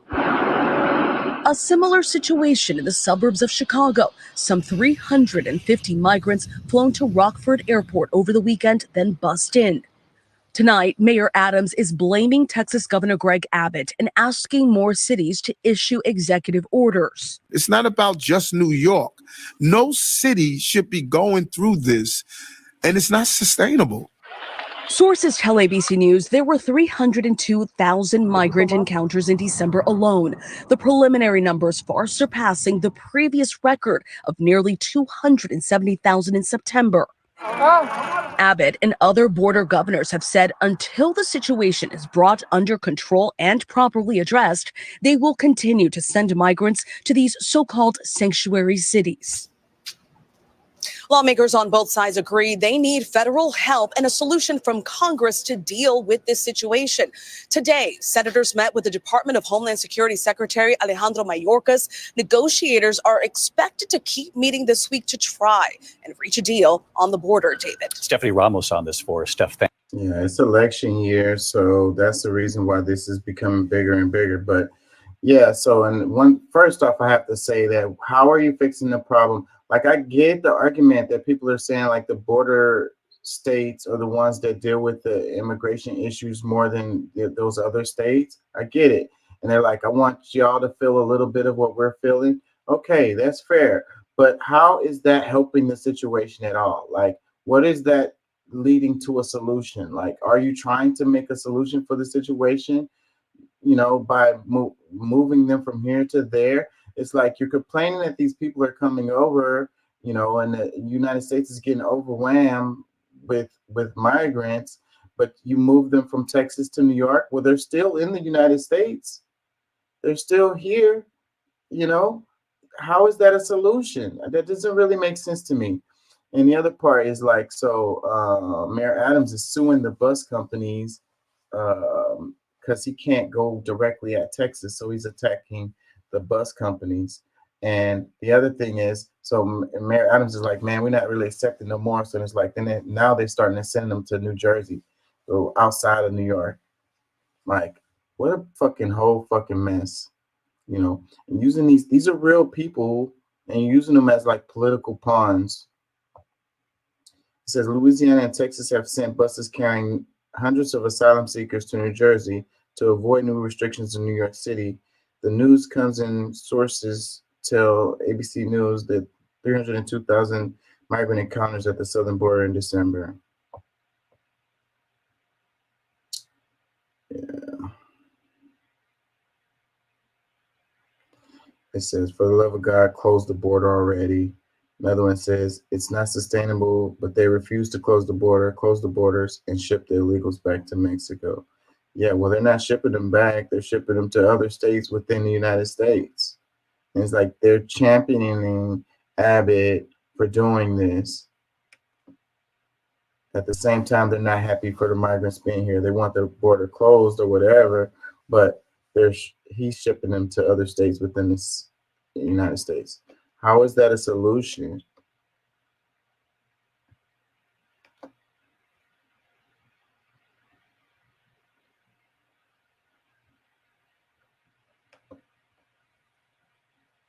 I'm about to get out of here.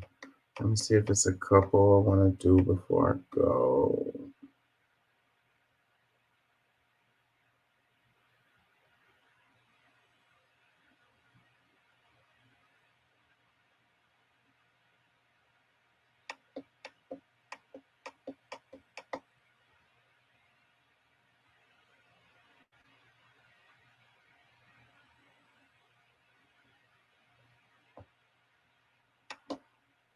It says, for the first time ever, all major federal construction projects will now require collective bargaining agreements with workers, per a new rule announced by President Biden.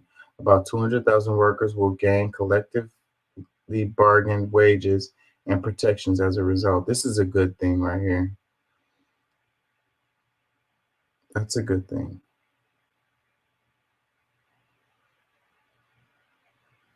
One comment says, this is amazing, but hopefully it's not like the state of California. Most of my homies who are union and work for the state haven't got good deals. Another comment says, did this actually happen, or is this one of the many promises that aren't going to be kept? That's actually a good question.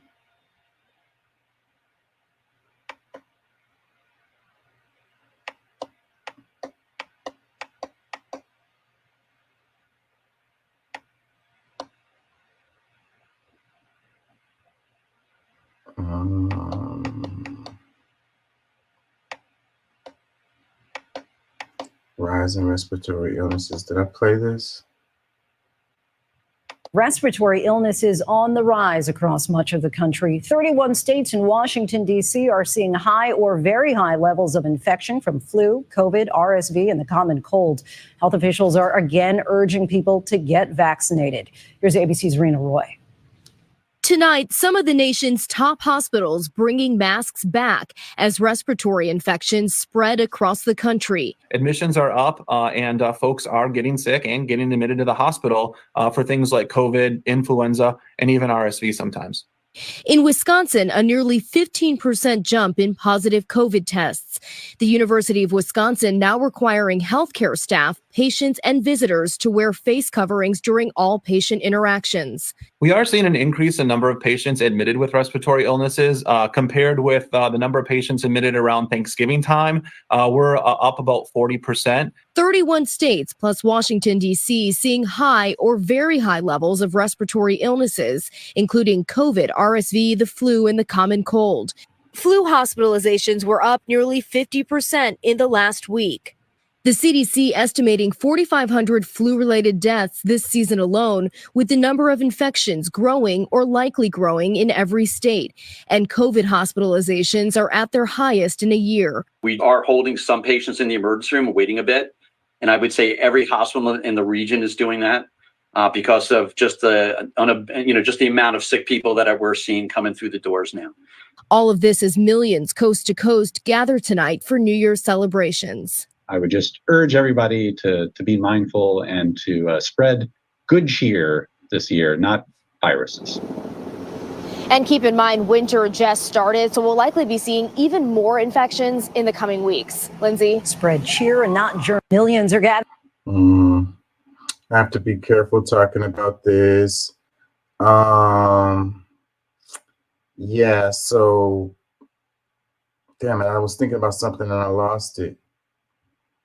Rise in respiratory illnesses. Oh, I saw it. I've noticed that outside of these like urgent care centers and stuff, they have the signs on the door that they want you to wear a mask when you come in, just like when we was having the pandemic. So all of the doctor's offices, a lot of them, they want you to wear masks when you come in. I noticed that just the other day. I went and bought a sandwich, and I was looking at this urgent care center, and on the door it had, you need to wear a mask before you come in the door. And that's kind of weird a little bit to me. And you know, and also on the side note, the thing about the urgent care centers, it makes me think about how they're pushing for the vouchers, for the school vouchers. It's like that with the urgent care centers for our healthcare system.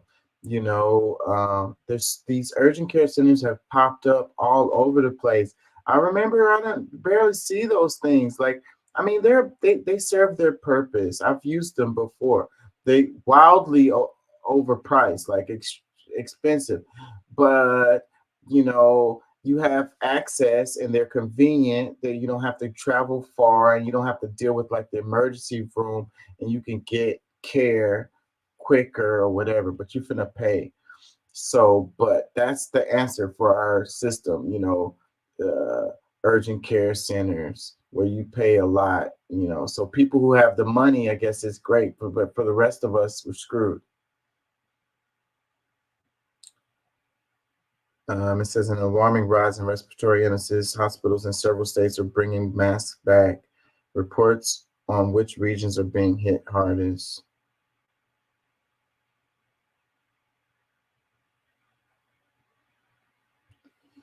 Yeah, I'm too scared to talk about that.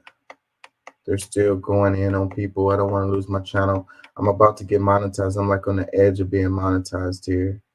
I don't want to freaking I don't want to jeopardize that. It says a man reveals the actual cost of an iPhone. Shocking. Anybody know how much it cost to this beautiful product in China? Anybody want to take a guess? It's the iPhone 14, which cost about 18 to 20 million. Yeah. $100? I got a 99 guess. I got a 100 guess. I got a 300 guess. You ready for the answer? $10.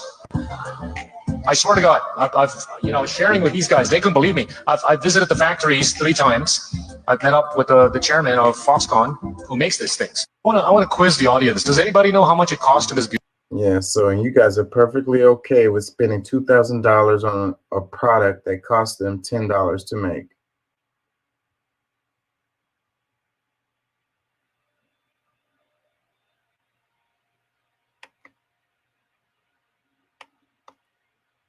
We just love being screwed. Like, we stand in line to be screwed. We argue and fight with each other to be screwed. This one, it says, I'm old enough to remember when paper bags were being blamed for the destruction of trees and plastic bags were the solution. It says, the same will be the electric vehicle madness. I hope people will realize soon they are not the future of mobility. It says, it's like when butter was bad for you and margarine was healthy. Now margarine is considered unhealthy. They changed the narrative to suit their beliefs at the time. It says the comments on here show such contempt for the environment.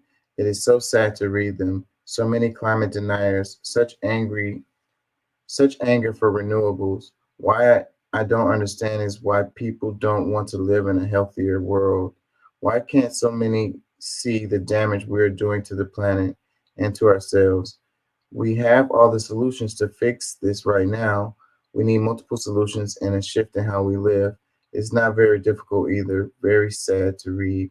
You know, and the reason why people are the way that they are is because they're freaking programmed. The corporations are the ones that's gonna hurt, you know, and they have to do things different, and they don't want to do things different.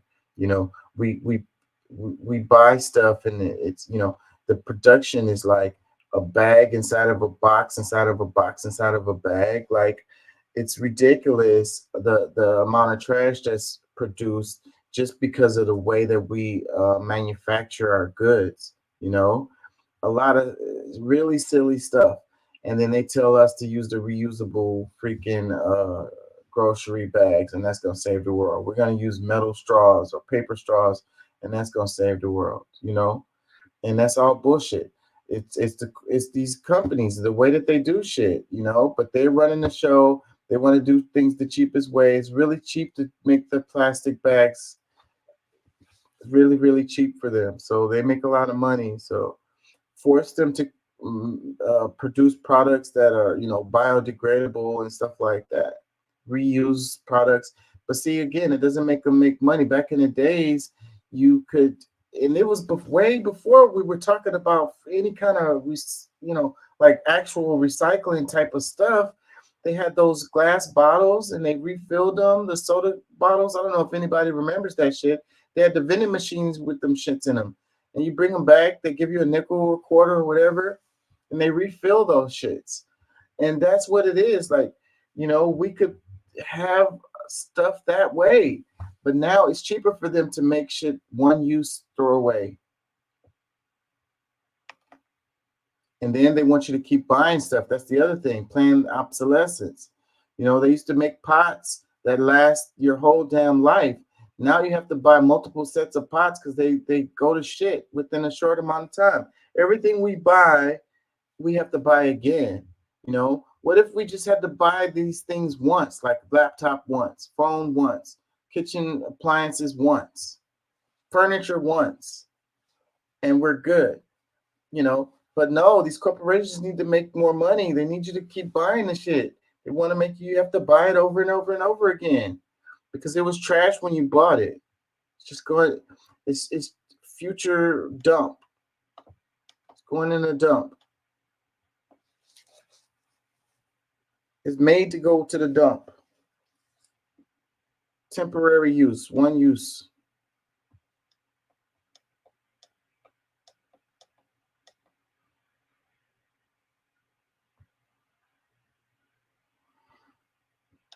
Freaking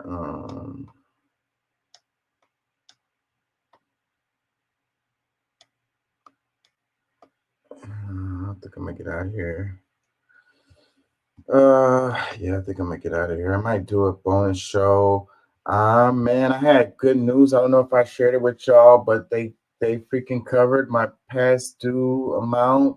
They gave me a grant, and freaking I've already registered for my last 4 classes. I'm planning to graduate in the spring before the summer.